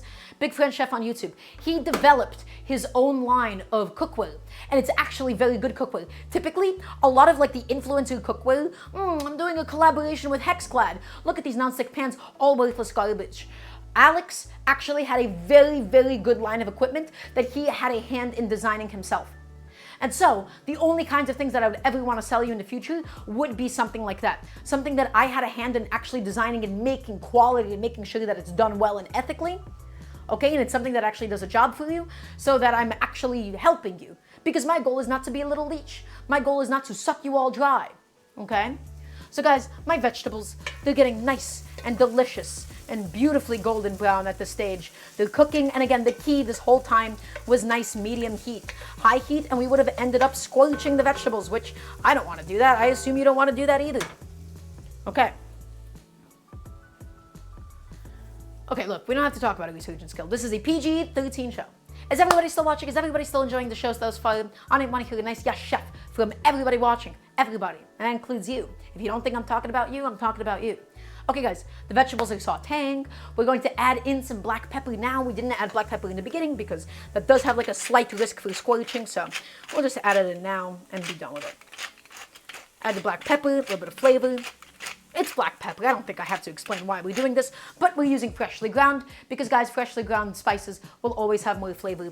They're less processed than pre-ground ones. They don't have time to react to, either oxygen or light, and thus freshly ground makes a big difference. Also, thank you so much for the donation. I missed it. I was turned around. I didn't know who gave the donation. Can somebody please tell me who did that? Thank you so much for the dono. I really, really appreciate it. Okay, my friends. All of the vegetables are going. They're beautifully sautéing. They're nice and softened as well. Guys, this is the kind of love that we're putting into the vegetables. You see how long we're cooking it over a nice medium heat.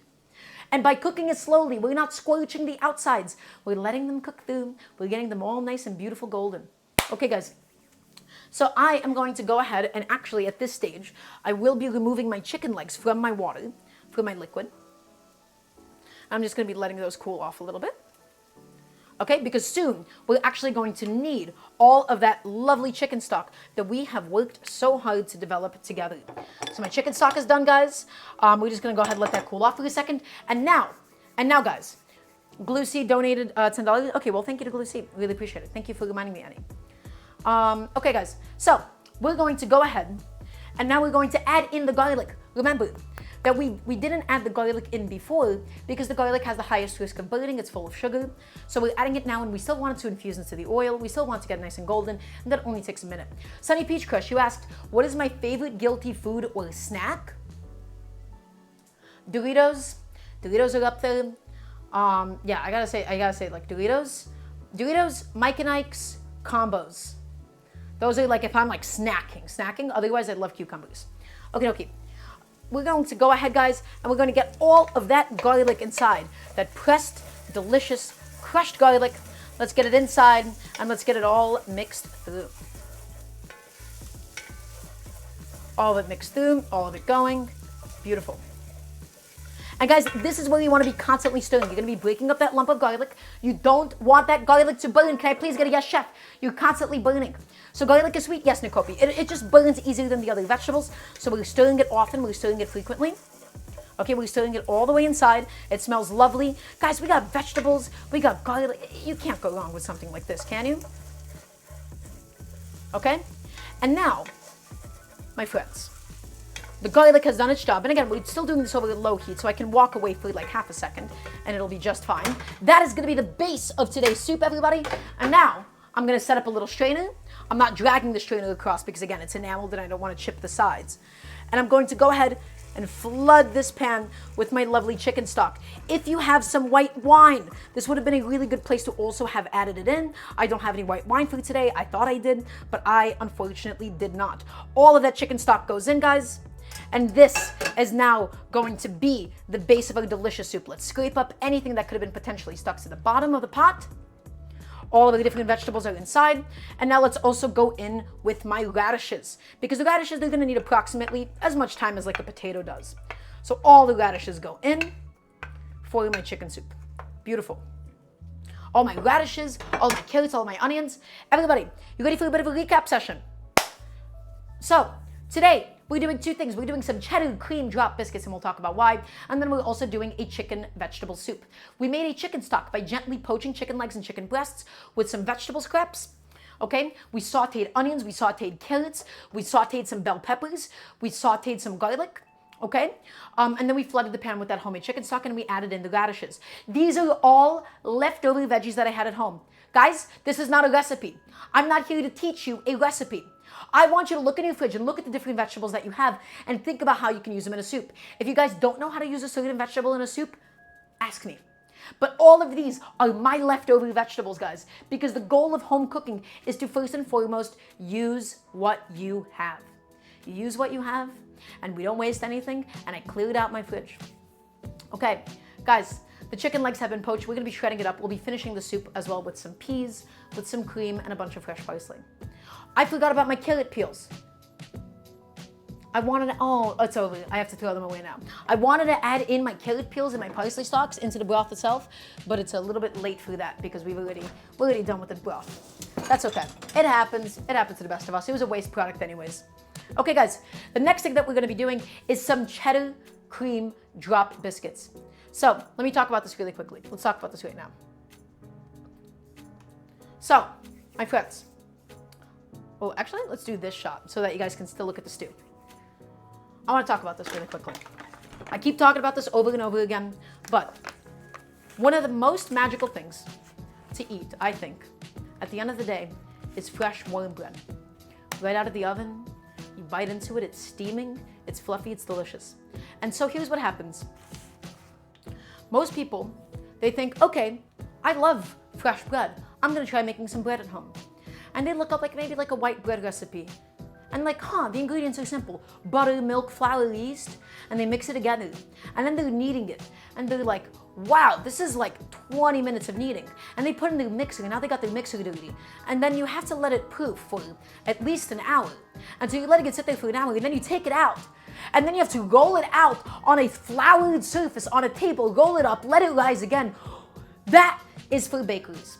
Unless you are somebody who loves baking bread to death and you want to do it as a novelty, or if you're running a bakery or something, then go ahead and be my guest. Guys, that kind of bread making is not suitable for the average working person. But that doesn't mean that you have to just do store-bought bread. That doesn't mean that you just have to rely on other people to make you delicious bread, and you will never have the beauty and the comfort of warm homemade bread. That is where drop biscuits come into play, my friends. Drop biscuits, easy ingredients, super, super simple, no kneading, no rolling, no flouring surfaces. This is the best home bread. I'm gonna say that again. This is the best home bread, and it is a blank slate, and you can fill it with whatever it is that you could possibly want, my friends. That is the beauty of a drop biscuit. Because we have self-rising flour because it uses softer wheat and it already has the baking powder inside of it. We're doing it with heavy cream, and then we're gonna stuff that bad boy full of cheddar cheese. It's gonna be some serious business. So, the drop biscuit is the ideal home bread, my friends. It is designed for this. It's built for this, quite literally. Okay? And so, that is what I want to get all of you into the habit of doing. I want to get all of you into the habit of making bread at home, and this is the kind of bread that I want you all to be making. I want you to start out with a standard biscuit, then we'll try to put in some other stuff like the cheese inside. Guys, I love fresh homemade bread. What about naan? Jack, I'm not going to be rolling out that bread. If you want to roll it out, then be my guest, but I refuse to roll out dough at home. I hate working with dough. I hate it. So that's why we do the simplest doughs, drop biscuits and tortillas. Right? Corn tortillas specifically, excuse me. Okie dokie. Guys, my broth is now bubbling away really, really nicely. My radishes are inside, and so we just have to go ahead and let this gently cook. We don't really need this to be aggressively boiling. We just want this at a gentle simmer. The goal is to get the carrots cooked through, the onions cooked through, the radishes cooked through, just to go ahead and let all of them do their own thing. In the meantime, my friends, we're going to go ahead and start preheating my oven to 450 degrees, maybe 430 or so. 450 degrees Fahrenheit, that is, not Celsius, of course, because we will now be starting the process of making the biscuits, guys, and it's going to be lovely. It's going to be incredible. It's going to be delicious. So bake. Going to just set that on to 450 degrees. And we will go ahead and get started in just a moment time. But in the meantime, I'm actually just also going to be shredding up some of my chicken. Is everybody still watching? I want to hear a nice yes, chef. So guys, my chicken has now been officially poached. Once again, not boiled, not cooked to death, but it's actually been properly poached. And so, do I have a hair tie with me? I sure do. We're just gonna be going through this and shredding up the chicken. The chicken legs are still a little bit hot. The chicken breast should be perfectly cooked at this stage. Okay. All right. So I'm just going to go ahead and grab a separate plate. I'm going to do this in 2 different plates, just like this. And I'm going to be leaving all the bones on this one, and then all of the nice, delicious meat on that plate. And guys, the chicken, will be adding it in towards the end, because the goal isn't to really overcook the chicken or anything. Okay, everybody, please say thank you to Mrs. Chicken Skin. The chicken skin, it kept the meat from overcooking. We cooked it really, really gently as a result. So I'm just going to go ahead and glove on up for this. And so, my friends, you can think about the kind of chunks that you want. Do you want to dice it? Do you want to shred it? It is entirely and completely within your control. I love shredded chicken, especially in soups. And the reason why is because the shredded chicken, it just does a really, really good job of sort of like soaking up like the rest of the broth, right? Because of all the surface area that you get from it. So the chicken skin, we don't actually need, guys. That bad boy, I'm just going to go ahead and peel on off. And so all that I'm going to do, guys, look at that perfectly cooked chicken. Just shreds up really, really easily, guys. Not overcooked, not cooked to death or anything. Just perfectly juicy, gently, gently cooked chicken, guys. That's exactly what we're looking for. Had a little dried off piece there. A couple chunks of it that are not ideal. I just had it exposed in my fridge for a little too long on one of the sides. But that's okay. And guys, this is a really good time to ask me any and all cooking questions, because we will just simply be busy with the process of shredding up all of this beautiful, delicious chicken. Not all that glamorous. I know it's not all that glamorous. In fact, I feel like you guys don't need to really see it that much. I think the most interesting thing is me in this. So let's just watch me while I do this. Chef, have I ever tried lab-grown meat? Yeah, I've had like some of the Impossible stuff a few times, and it's great. It's great, except here's my one problem with it. I have a really, really huge ethical issue with things like Impossible. And it's not for like any like crazy pseudoscience reasons. It's the accessibility of it. And it is the fact that lab-grown meat does not actually exist for any ethical reasons of people genuinely wanting to not kill animals. It comes from the capitalist desire to feed rich vegans and to feed rich vegetarians and tech workers that actually have that kind of money to buy it. And so what I would really, really love one day is lab-grown meat that is actually genuinely affordable by the majority of people. At the end of the day, the biggest tragedy is that all these different vegan movements are almost incredibly classist, especially the meat substitute stuff. The meat substitutes, guys, they are just not cheap. They're quite literally only for people to eat regularly. The only people that can afford to eat lab-grown meat regularly are oftentimes rich tech workers. And so, I would love one day for there to just be something for the common man. That's all. Because that's what it should be. You know, all it really is and all it really exists for at the moment is just to make people with money feel better about themselves. That is why lab-grown meat exists. It only services a very, very specific portion of the population. And that to me is a real tragedy. So we need to figure out how to make that process cheaper, not for profit reasons. We need some sort of, we need other people that manufacture it, but no, here's what happens. They copyright the processes and they keep it hidden, and they're not advancing human technology, and they're not advancing any goodwill. It's just a bunch of rich assholes in Silicon Valley that are getting rich off of this. That's all. $17 a plate restaurants, $18 Impossible burgers. It's not for anybody. It's not for anybody at all. It's terrible. So I got a little depressing for a second, but point is, that's my problem with lab-grown meat, I guess. Do I hate it when people use broccoli florets and toss out the stalks?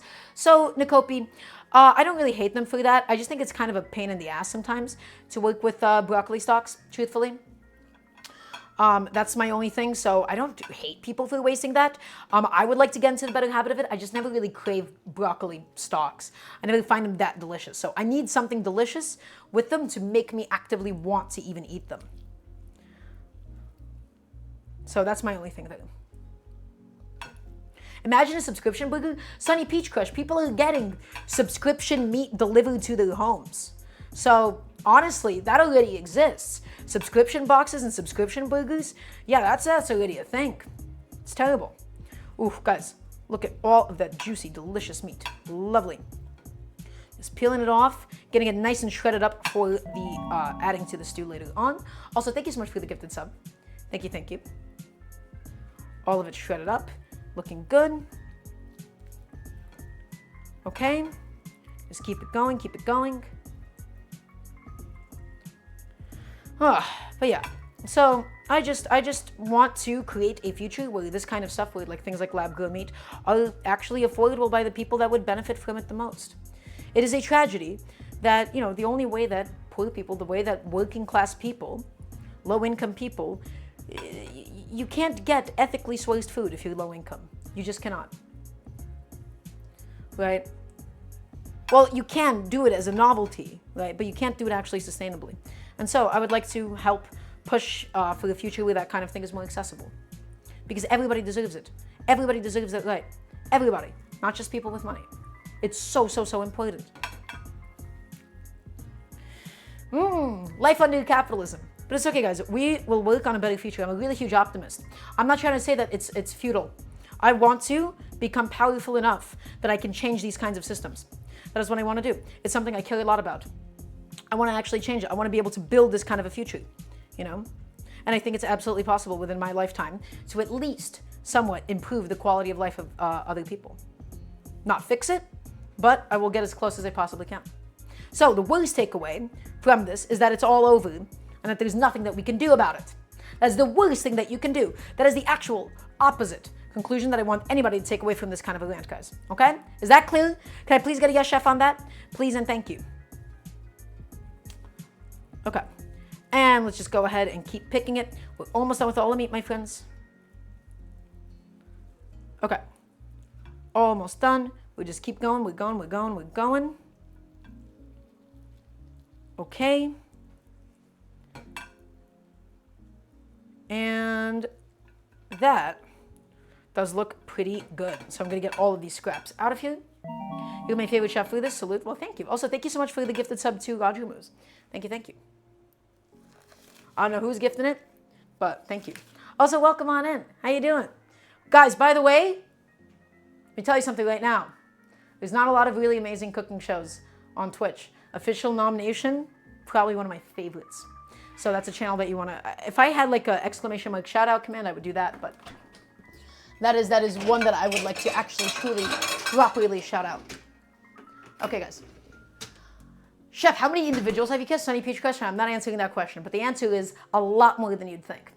So, guys, my stew, it's continuing to boil. It's continuing to bubble away. My radishes are getting nice and soft. My vegetables are getting nice and soft. Everything is getting super, super flavorful, super, super delicious. Everything is looking wonderful. We're going to take a second to clean. We're going to take a second to clean and just get rid of a couple of plates. Okay, I have a couple of dirty dishes out here. So we're going to just go ahead and just put some things and throw them into my dishwasher. Because guys, remember, one of the most important parts about cooking at home is to clean as you go. Clean as you go, and you will not end up with a mess later on, my friends. Okay? Also, thank you so much for guys, we're getting so many gifted subs. Thank you, thank you. I don't know who's doing it. I don't know who's up for it, but thank you. I really appreciate it. Okay, and I'm gonna get the strainer out as well, throw that into my dishwasher while I have a second of time. Okay. And then, my friends, we will be properly and truly moving on to the biscuits, which I am incredibly excited about. I'm incredibly excited to talk about them. Okay. I just got to make sure that we've done everything so far. Yep, no, the radishes are cooking. The stew is going. We're going to be finishing it off soon. It's going to be amazing. Okay, guys. So let's go ahead and begin grating some of the cheese that we're going to need for today. Let's start grating up some cheese. And so, guys, let me show you my favorite cheese grating technique. The thing that I hate most. Once again, I hate standing up a cheese grater like this and then having to scoop stuff up. So, we're almost going to be treating the cheese grater as though it were a mandolin. And what does this mean, guys? We're going to be keeping it nice and flat like this. I'm going to glove up just so that I don't get any cheddar cheese on my hands or anything, guys. Okay? We take it and we're just going to push it away from us. We take it and we push it away from us. Because guess what? When you do it this way, my friends, when you do it this way, when you do it this way, when you do it this way, look at what happens. All of the cheese gathers inside. And we're just able to easily dump it inside of the bowl. And so little of it is actually left inside of the cutting board. So that's what we're going to do, my friends. This is my optimal cheese grating technique. It's making me want to cook, but it's 1 a.m. in Germany. Well, Zoom line, I'm happy to inspire you. It's also lovely to have you. Welcome on in. Let's keep it going, guys. Let's keep it grating. Let's keep it grating. Let's get all of this cheese done. How much am I using today? I don't know. Maybe a 1/4 pound, maybe a 1/2 pound, something like that. all of that cheddar cheese just going directly inside. Beautiful. Just keep it going, my friends. Keep it going. Keep it going. Does anybody have any questions for me in the meantime? Is everybody still watching? I want to hear the nice yes, chef from everybody watching. Let's get this cheese done. Let's get it grated. And then, my friends, we will be beginning all of our lovely biscuits for today. Okie dokie. And I think that should be enough cheddar cheese for today. Again, I don't need them to be completely and utterly loaded with cheese. This is maybe a quarter pound, maybe a third of a pound of cheddar cheese. That's all I got going in there. Okay. And I'm just going to go ahead and quickly wrap this up and throw this bad boy into my fridge. I hope you guys are okay with how slowly I've been going today. We didn't have like that much to get done, so I've been like taking extra time and been like extra attentive to all of my steps and over explaining things sometimes. Ooh, my stew looks lovely. Looks excellent at the moment. I'm gonna go ahead and just throw this into my dishwasher because we no longer need the cheese grater. And then of course, we have to get a customary little cheese snack. Because you can't go without a cheese snack, my friends. You just have to have it. Okay? And I'm gonna go ahead and get rid of this. Is there a difference between cheddar, what's the difference between cheddar and mozzarella? Nicopi, they melt differently, they taste differently. Cheddar is aged, mozzarella is not. Mozzarella is a very fresh cheese. Guys, that is gonna be the end of the cutting board. The cutting board is done. It has done its job for us today. We have nothing else that we need to chop, dice, slice, grate, nothing else that we need from him. So into the dishwasher he goes. The cheese grater also inside of my dishwasher because again, we gotta clean as we go. And now I can give my station a nice proper wipe down. We wipe it all down. We wipe it down, we wipe it down. Okay guys, we are now going to begin actually making the biscuit dough for today. I just have a notification I have to quickly respond to. 1 second, please.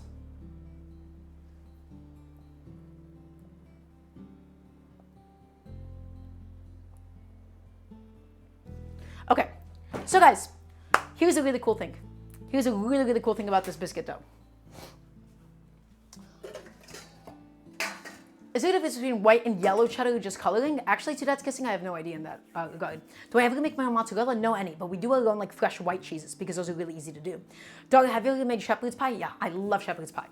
So, my friends, here's a really, really cool thing about this, okay? The best thing about drop biscuits is it's a 1-to-1 ratio mass-wise.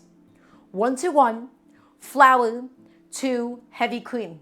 That is the really, really cool thing about this. There's no complex ratios, there's none of that. Volumetrically, it's a little bit different. I wouldn't be able to tell you.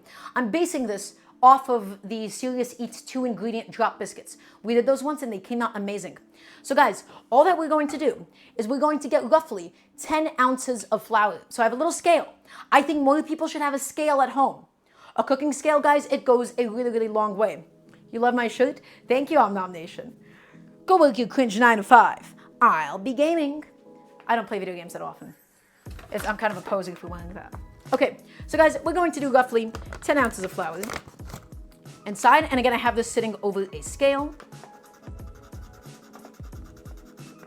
And again, I'm using self-rising flour, not all-purpose. You could theoretically substitute this with all-purpose and then a little bit of baking powder, but the beauty of self-rising flour is that it uses a slightly softer wheat. So I don't know if you can get like a softer wheat flour, but that would be very good. Okay, and that is roughly 10 ounces, my friends. Excellent. I'm going to go ahead and get rid of this now. Whoop, it's a little dusty, so let's just go ahead and just brush all this off. Okay, excellent.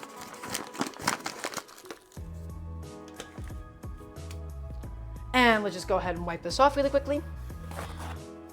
All right, Zoomling. Well, thank you for stopping by. It's lovely to have you. How did you find the show? How did you find the cooking stream? Okay, guys. So that is all inside. And now I like to do, we're not gonna measure anything like crazy. I'm just gonna do a big pinch of salt and a big thing of sugar. Is there a specific flour brand that you use? No, because I don't really bake things that often. To that's kissing. I don't really cook with flour that often that I have like a favorite brand. So guys, we're gonna do a nice big pinch of salt, just to help balance out the dough a little bit. Would you cook salmon for us? I would, had good salmon not been too expensive. In my area, a really big unfortunate part is that good salmon is it's just not cheap. It's just not cheap at all.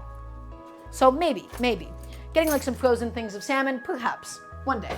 Okay, guys, and let's go ahead and get a couple of spoonfuls of sugar. Again, I don't normally like to cook with sugar.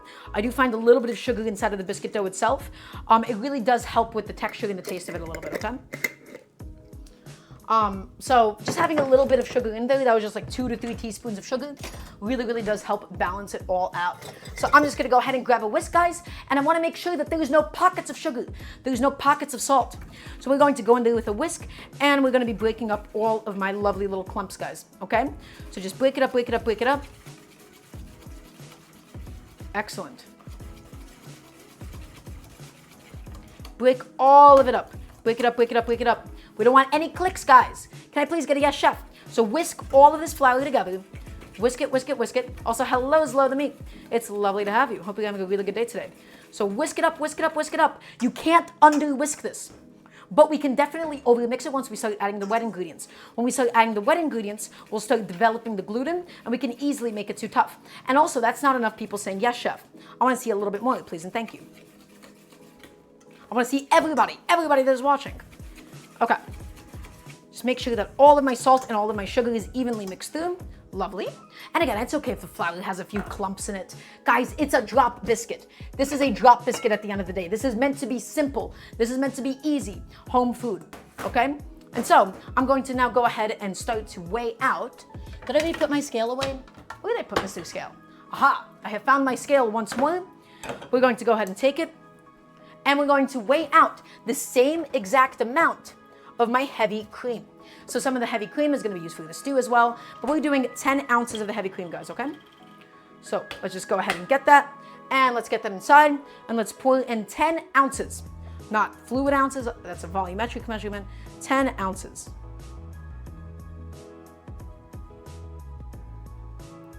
And perfect, lovely.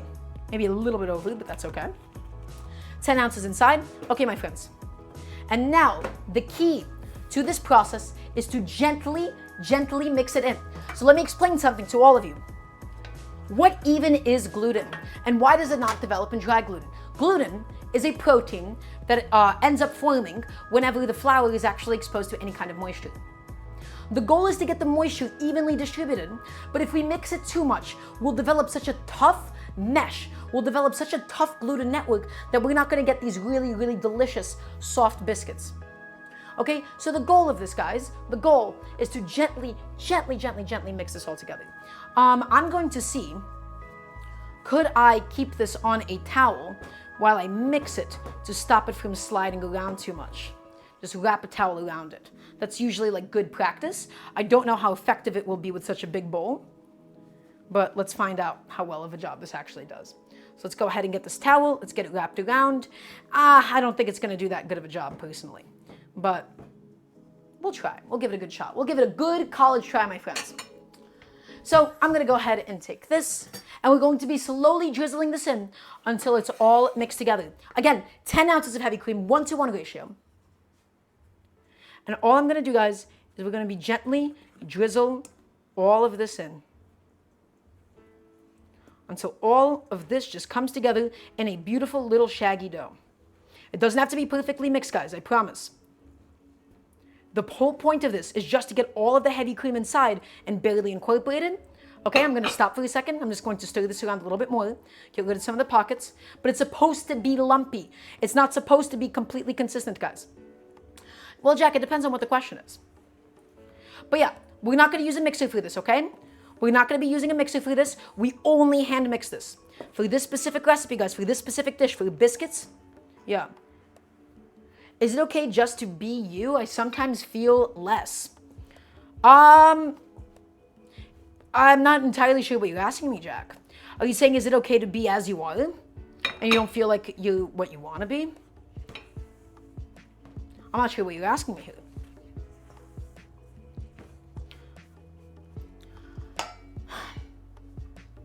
I mean, I have a very long, extended answer here that I could possibly say at the moment. And my answer for you, Jack, is it is okay in your current moment to be you.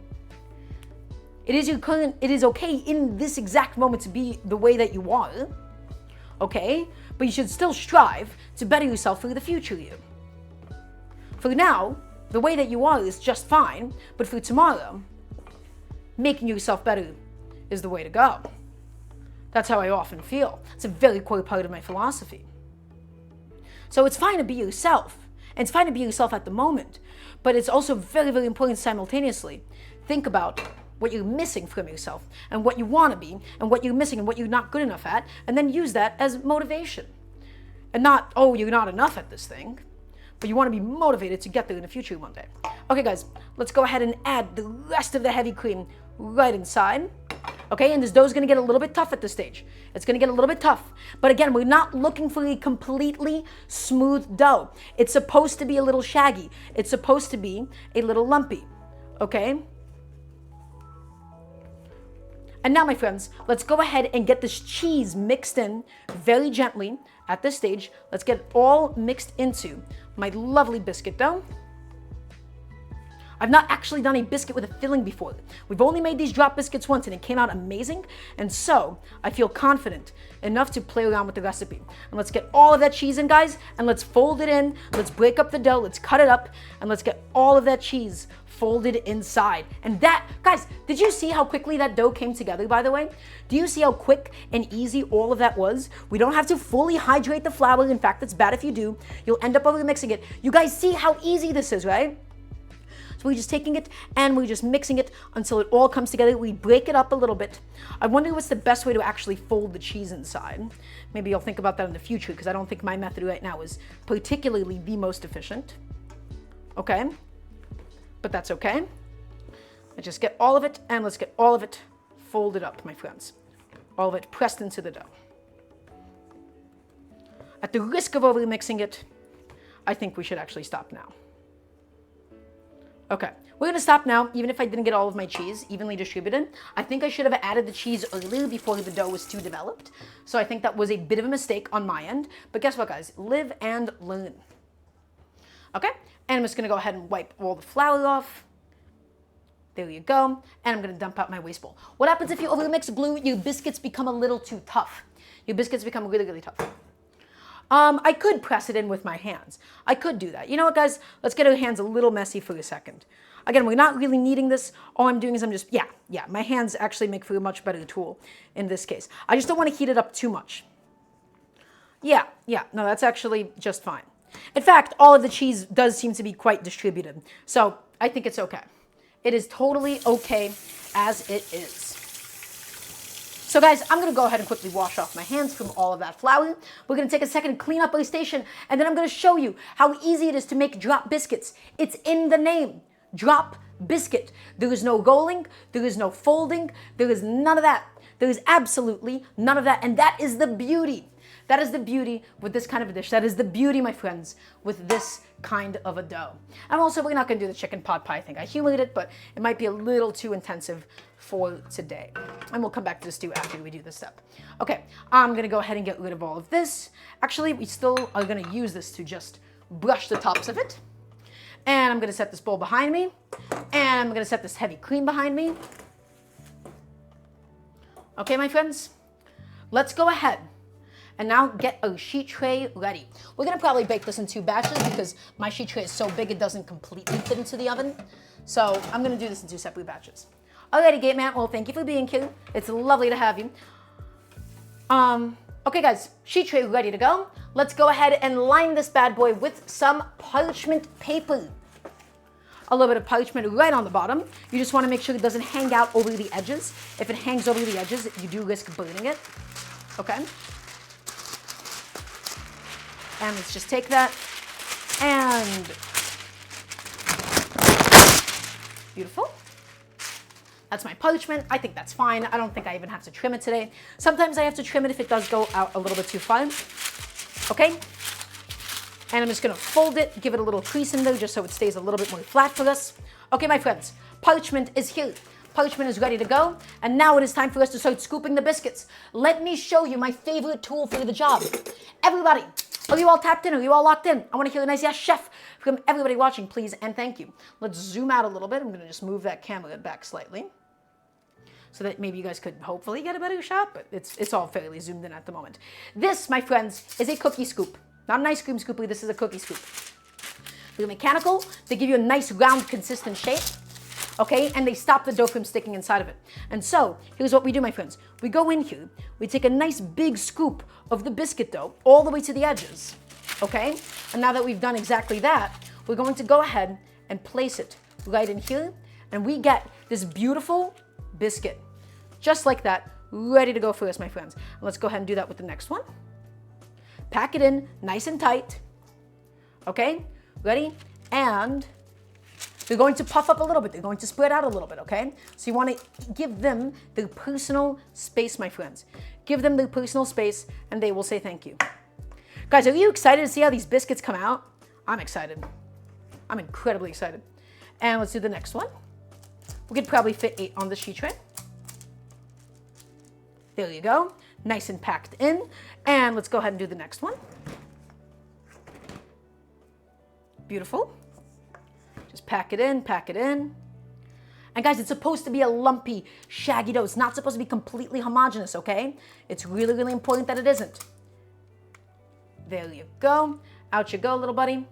And let's do the next one.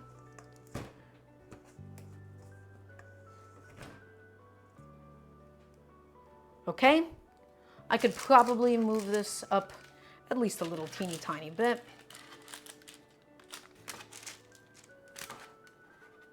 There you go. That should be okay. Just not too close to the edges. And let's do the next one. Use your hands to form a ball. Well, I don't really want to use a ball. I don't really want them to be in a tight ball. The nice thing about this is it naturally gives us a flat bottom, and it does make it perfect. Am I making up garlic butter for them? I will not. There will be no garlic butter for these biscuits, I'm afraid. Okay. And let's just get all of that bad boy inside. But yeah, guys, this is one of my favorite kitchen tools. For cold leftovers, for doughs, for ice creams, right? For measuring things out. It's really, really good. Use gloves, it's a game changer. Look how beautiful these are. These are great. I don't think I really want to, well, Dylan, I use gloves here all the time. We do use black nitrile gloves here all the time. So just not for this, because I don't think it really needs that. It doesn't really justify the use of that. Okay. And let's get this last one done. And then, guys, we'll fill up another sheet tray with it. And then we'll just do that in a second batch because it doesn't all fit into my oven. My oven is not actually the biggest. Okay? And there you go, guys. That is all of my lovely biscuits. Look at them. Beautiful. Ready to go for us. I'm going to go ahead and put my bowl behind me. And now, guys, the last step. We need to go ahead and brush some cream. You can do an egg wash, you can use milk. It doesn't really matter what you use here. We just already have heavy cream out, and so we'll use that. And the egg wash, the cream wash, all that it's going to do is it's going to help it to brown up really, really nicely in the oven, right? Because it's the cream on top that gives it that golden color. So take it, and you're just gonna wanna tap, tap, tap all of that cream on, my friends. And you wanna use more than you think you need. So take it and tap, tap, tap. Beautiful. Oh. Take it and tap, tap, tap, tap, tap. Don't really brush it as much as we are tapping. Take it and tap, tap, tap, tap, tap. And let's go ahead and get through all of them, my friends. And then we'll get them in the oven, and all they need to do is just bake for like 12 minutes. All of them nicely, properly glazed with all of that cream. Looking really, really good at the moment. Okay. And okay, there you go, my friends. All of that cream wash right on top. Let's go ahead and get this bad boy into the oven for 12 minutes. And that is gonna be it for the biscuits, guys. Super easy to come together. Beautiful, gorgeous. Is everybody still watching? I wanna hear a nice yes, chef, from everybody that's still here. Please and thank you. Into the oven they go. Set a timer for 12 minutes. 10, 1, 2, beautiful. And that, hi Lana, it's been forever. How are you?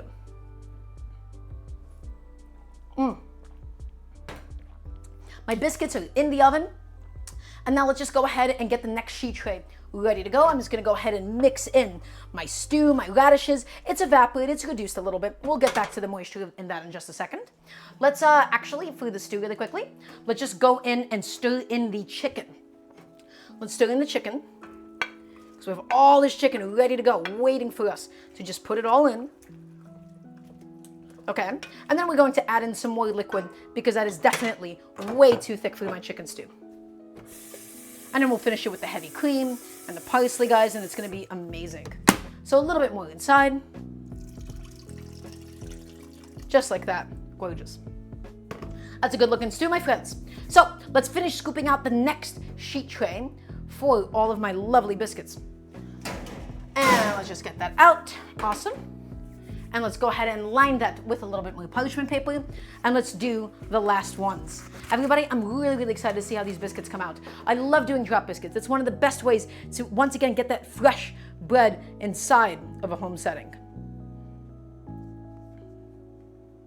Okay. And let's go ahead and lay this out. My next little sheet of parchment. Is everybody still watching? Is everybody still paying attention? Let's get it done. Let's get it done right. Let's finish strong, my friends. And the last of my biscuit dough, ready to go, begging to be put into the sheet tray. Okay, and I'm just gonna scoop it up, ball it up, and onto this thing it goes. Look, Serena, I thought it was gonna be shorter, but I took my time. I took my time today. I took my sweet old time. Okay, I wanted to make sure that we weren't rushing anything today. All right, and I don't think it's a problem, is it, Serena? I don't think it is, personally. Okay, come on, buddy. Out you go. Thank you very much. And we got 2 more lovely biscuits ready to go. That's that. And look. Look, also, hi, Takash. Welcome on in. Hope you're having a beautiful day today. It's lovely to have you. Okay. And last biscuit has now been officially formed. Beautiful. 4 biscuits for this little sheet tray. Okay. And I'm going to go ahead and get that over here. And I'm going to get it over here. Awesome. Okay, guys, and the last step is just going to be, once again, we gotta glaze it with a little bit more cream. I've run out of cream inside of my little container, and so let's get a little bit more out. And let's glaze it up, guys. Let's glaze. Because this is how it's gonna get nice and beautiful and golden brown inside of the oven. It's the heavy cream that does that. It's the fat on top. This is why people add egg washes to the top of things. It's why they add milk to the top of things before they bake. It's why we're adding all of this heavy cream. Okay, and the last of it, let's just paint. Guys, I'm really, really excited to see how these biscuits come out. I really hope they're gonna be amazing. It's my first time doing an actual like cheese stuffed biscuit, right? Because the last time we just did plain old biscuits, so this one's gonna be amazing. Okay. So I'm gonna go ahead and just set that behind me until I am, well, actually I have to put a couple of things away. Because guys, we gotta clean as we go. We gotta put away a couple of things. So let me just go ahead and throw some stuff into my dishwasher. We're cooking at home, we gotta clean as we go. Keep my station nice and organized. All of that away, all of that done with, beautiful. And let me go ahead and get this in. Guys, I'm really, really excited for these biscuits. The last time, they were amazing. They were absolutely incredible. And so this time, I'm quite confident they'll be even better. Okay, and that is inside. Awesome. Am I missing anything here? Yes. This bowl also has got to go in. We're almost done, my friends. We're in the final stretch. The last thing that we need to do is going to be finishing the soup itself. I'll worry about the dirty dough bowl in just a little bit. Okie dokie. My friends, the biscuits are in the oven. They got about 8 more minutes left on them. The chicken stew is looking amazing at the moment. Let's go ahead and add in my peas. My frozen peas, they go in last so that they don't overcook. We're just heating the stew back up, and then we're going to be adding in the cream to finish it all off. So, I love frozen peas inside of a stew, guys. I love peas. I wish I had access to fresh ones. Alas, in most of the United States, you can't really get fresh peas. So thus, frozen ones will have to do. And all of them go inside. That was about half a bag that I used, just because I had it at home. And I love it. It's one of my favorites. Okay. And let's get that all inside. Let's get the soup back up to a nice proper boil. Okay. and we're going to add in all of our cream, and we want to cook the cream in a little bit. We don't want the cream to be completely unreduced, my friends. Also, Hexagact. Oh my goodness. With 20 gifted subs. Whoa, Hex, it's been so long. It's lovely to have you. Hello, hello, my friend. Have you seen the biscuits that we're doing today? Hex, it's lovely to have you. I hope you've been well. I hope life has been treating you well. It's been forever. Hex, we're doing today some drop cream cheddar biscuits, and then also this really, really delicious chicken vegetable stew. It's got peas, it has radishes, it has peppers, it has carrots, it has onions. It's gonna also be finished up with a bunch of parsley at the end as well.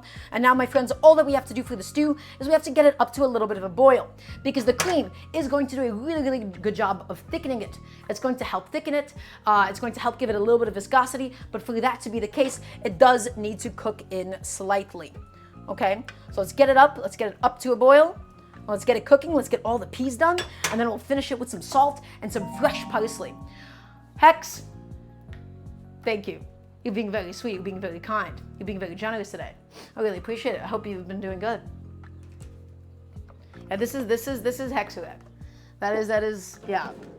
Thank you. Okie dokie, guys. The biscuits are in the oven. They got about 6 more minutes left on them to go. I'm just mixing in all of that cream. I'm gonna taste this for seasoning right now, actually. Just to make sure that my salinity is okay, that my salt is okay, that everything is going okay, that my flavors are all right at the moment. So I'm just gonna go in there and have like a little sip of the broth. Delicious, delicious, except the only thing is this. My heavy cream is splitting a little bit. And so I actually have a solution for this. We're going to do a little bit of sodium citrate in there. This is something that I do for like mac and cheeses and stuff. It really, really helps to hold the cream together. Doug, come make me and Balaj a stew when I come. Absolutely, I'm on it. I'm gonna go ahead, guys, let's go get a teaspoon of sodium citrate inside. This is something that helps milk products, cheese products especially, stay together when they melt. So maybe it's going to help get it a little bit smoother. Also, hi, backflip, faceplant, welcome on in. So guys, I'm just going to do like a teaspoon of sodium citrate inside. The heavy cream is now bubbling and boiling away. And now if we stir in the sodium citrate, I'm actually quite confident that it'll help to sort of bring this stew back together and stop it from splitting too much or anything. Let's just get all of it stirred in. We're also going to need a big, big, big hit of salt, my friends. A bunch of salt directly inside. Make sure that my stew here is nicely and properly seasoned.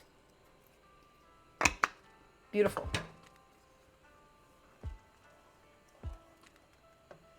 Just stir all of it in. And we're almost done, my friends. I just want to get this all heated back through. I just want to get my peas cooked a little bit. And then we'll finish it all with the parsley. And then we will be having this stew, guys, with the freshly baked biscuits. The biscuits, they got 4 minutes left on them. I just want to take a little peek at them in the oven. The biscuits look incredible at the moment, so I'm really, really excited to be able to dig into those. Everybody, things are all going according to plan at this stage. Everything is going according to plan, and now we just have to finish strong. So guys, this would be a really good time to ask me any and all cooking questions that you may have, because we just have a moment to chill out a little bit. It can be about this dish, it can be about anything else that you would like whatsoever, because remember, I am here to teach all of you how to cook at home. Hi, Cuffy. Welcome on in. Hello, hello. It's lovely to have you. All right, let's not overboil the cream, though. Let's not, have it cook until it just splits into oblivion. So we're just going to cook it down, my friends. It's going to reduce. The cream is going to help thicken up my lovely chicken stew here. And I'm going to, once again, taste for the seasoning. Can I do the drop biscuits with Maseka? So, Tarina, that's a really good question. And the answer is you need to maybe do a blend. The biscuits would struggle to hold together with just corn flour because it doesn't have any gluten inside of it. So I bet you could probably do a bit of a mix. And I'm sure that's something that people have done. I'm sure people would do, I'm very confident this is something that people have already tried to do. So I honestly, go look it up. Go look up what other people have done and give it a shot. Ooh. That is flavorful. It's full of vegetables. It's full of chicken. How to use blood in a sauce? Jack, the trick is to constantly mix it and to not have too high of a heat. If you don't mix it too often and you use too high of a heat, it's going to coagulate. It's going to really, really chunk up. So to use blood inside of a sauce, to make a sauce out of blood, you have to be constantly mixing it. You're treating it almost like an egg. You have to think about it like eggs. So Talkash, you can do it entirely on your own.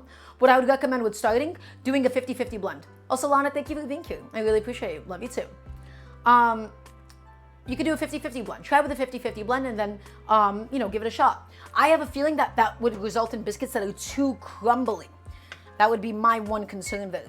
Well, maybe you can try doing it with bread flour, because bread flour has more gluten, right? So don't do the self-rising flour, do it with bread flour and some powdered, some baking powder, and it'd be great.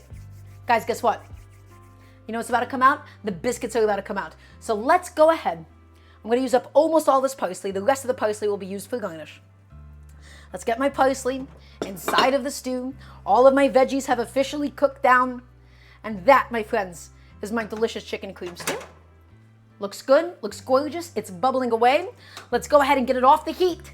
Because now, guys, well, first, you know what? We have to do a little gratuitous. We have to do a little gratuitous stove shot, right?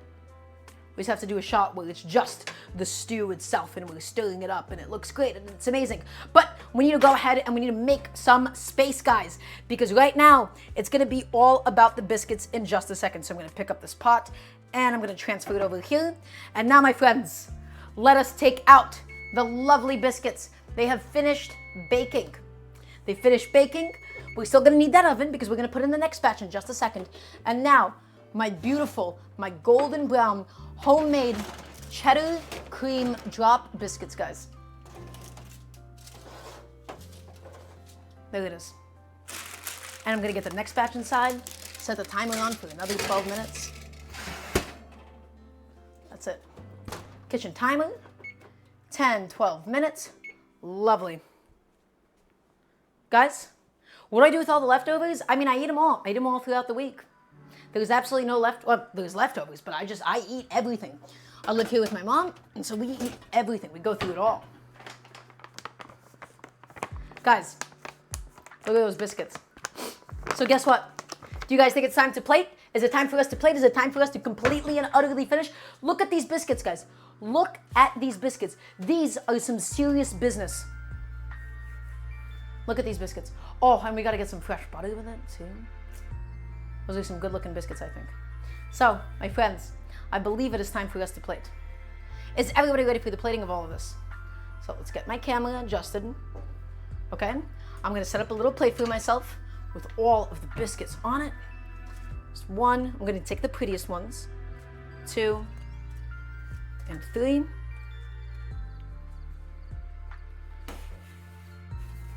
Okay, and I'm gonna get myself a little bowl of stew. I'm not the hungriest, I had a bit of a big lunch today, but we'll still get myself a bowl of the stew nonetheless.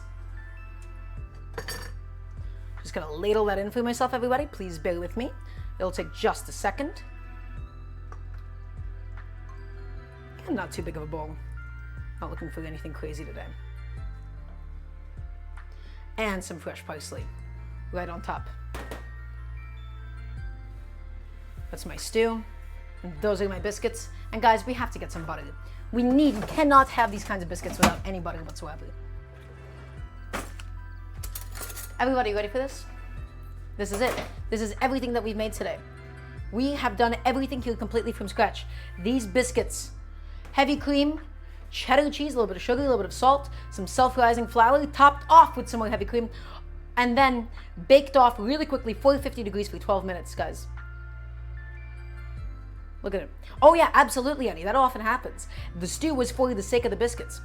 And so I want to just go ahead and I just want to cut into one. It's so gentle. It's so soft. It's beautiful. It's steamy. It's got the cheese spread out inside of it. And now, my friends, we have to. We absolutely have to. It's X, you being hosted on a leftist site. Wait, I'm not sure what are you talking about? Are you talking about Vosh? And so, guys, let's go ahead and get this right here. Beautiful. Look at this, my friends. The biscuit, ready to go, with a little butter on it. Oh, just tuck into a little piece of that. Mmm. Mmm.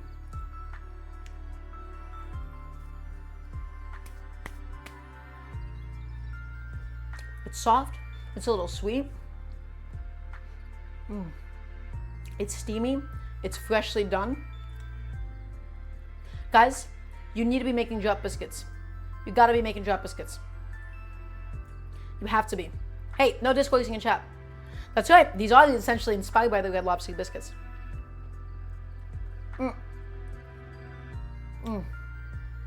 They're so good. Everybody, you need to be making homemade drop biscuits. You need to be. It is the best way to be getting fresh bread at home. And now, let's go in with a little bit of my stew. A little bit of my lovely, delicious chicken vegetable stew. It's got peas, it's got radishes, it's got carrots, it's got onions, it's got some lovely, beautiful poached chicken, some heavy cream, some parsley, perfectly seasoned.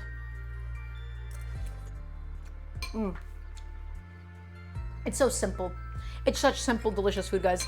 And then you take a little biscuit and you put it inside of the stew.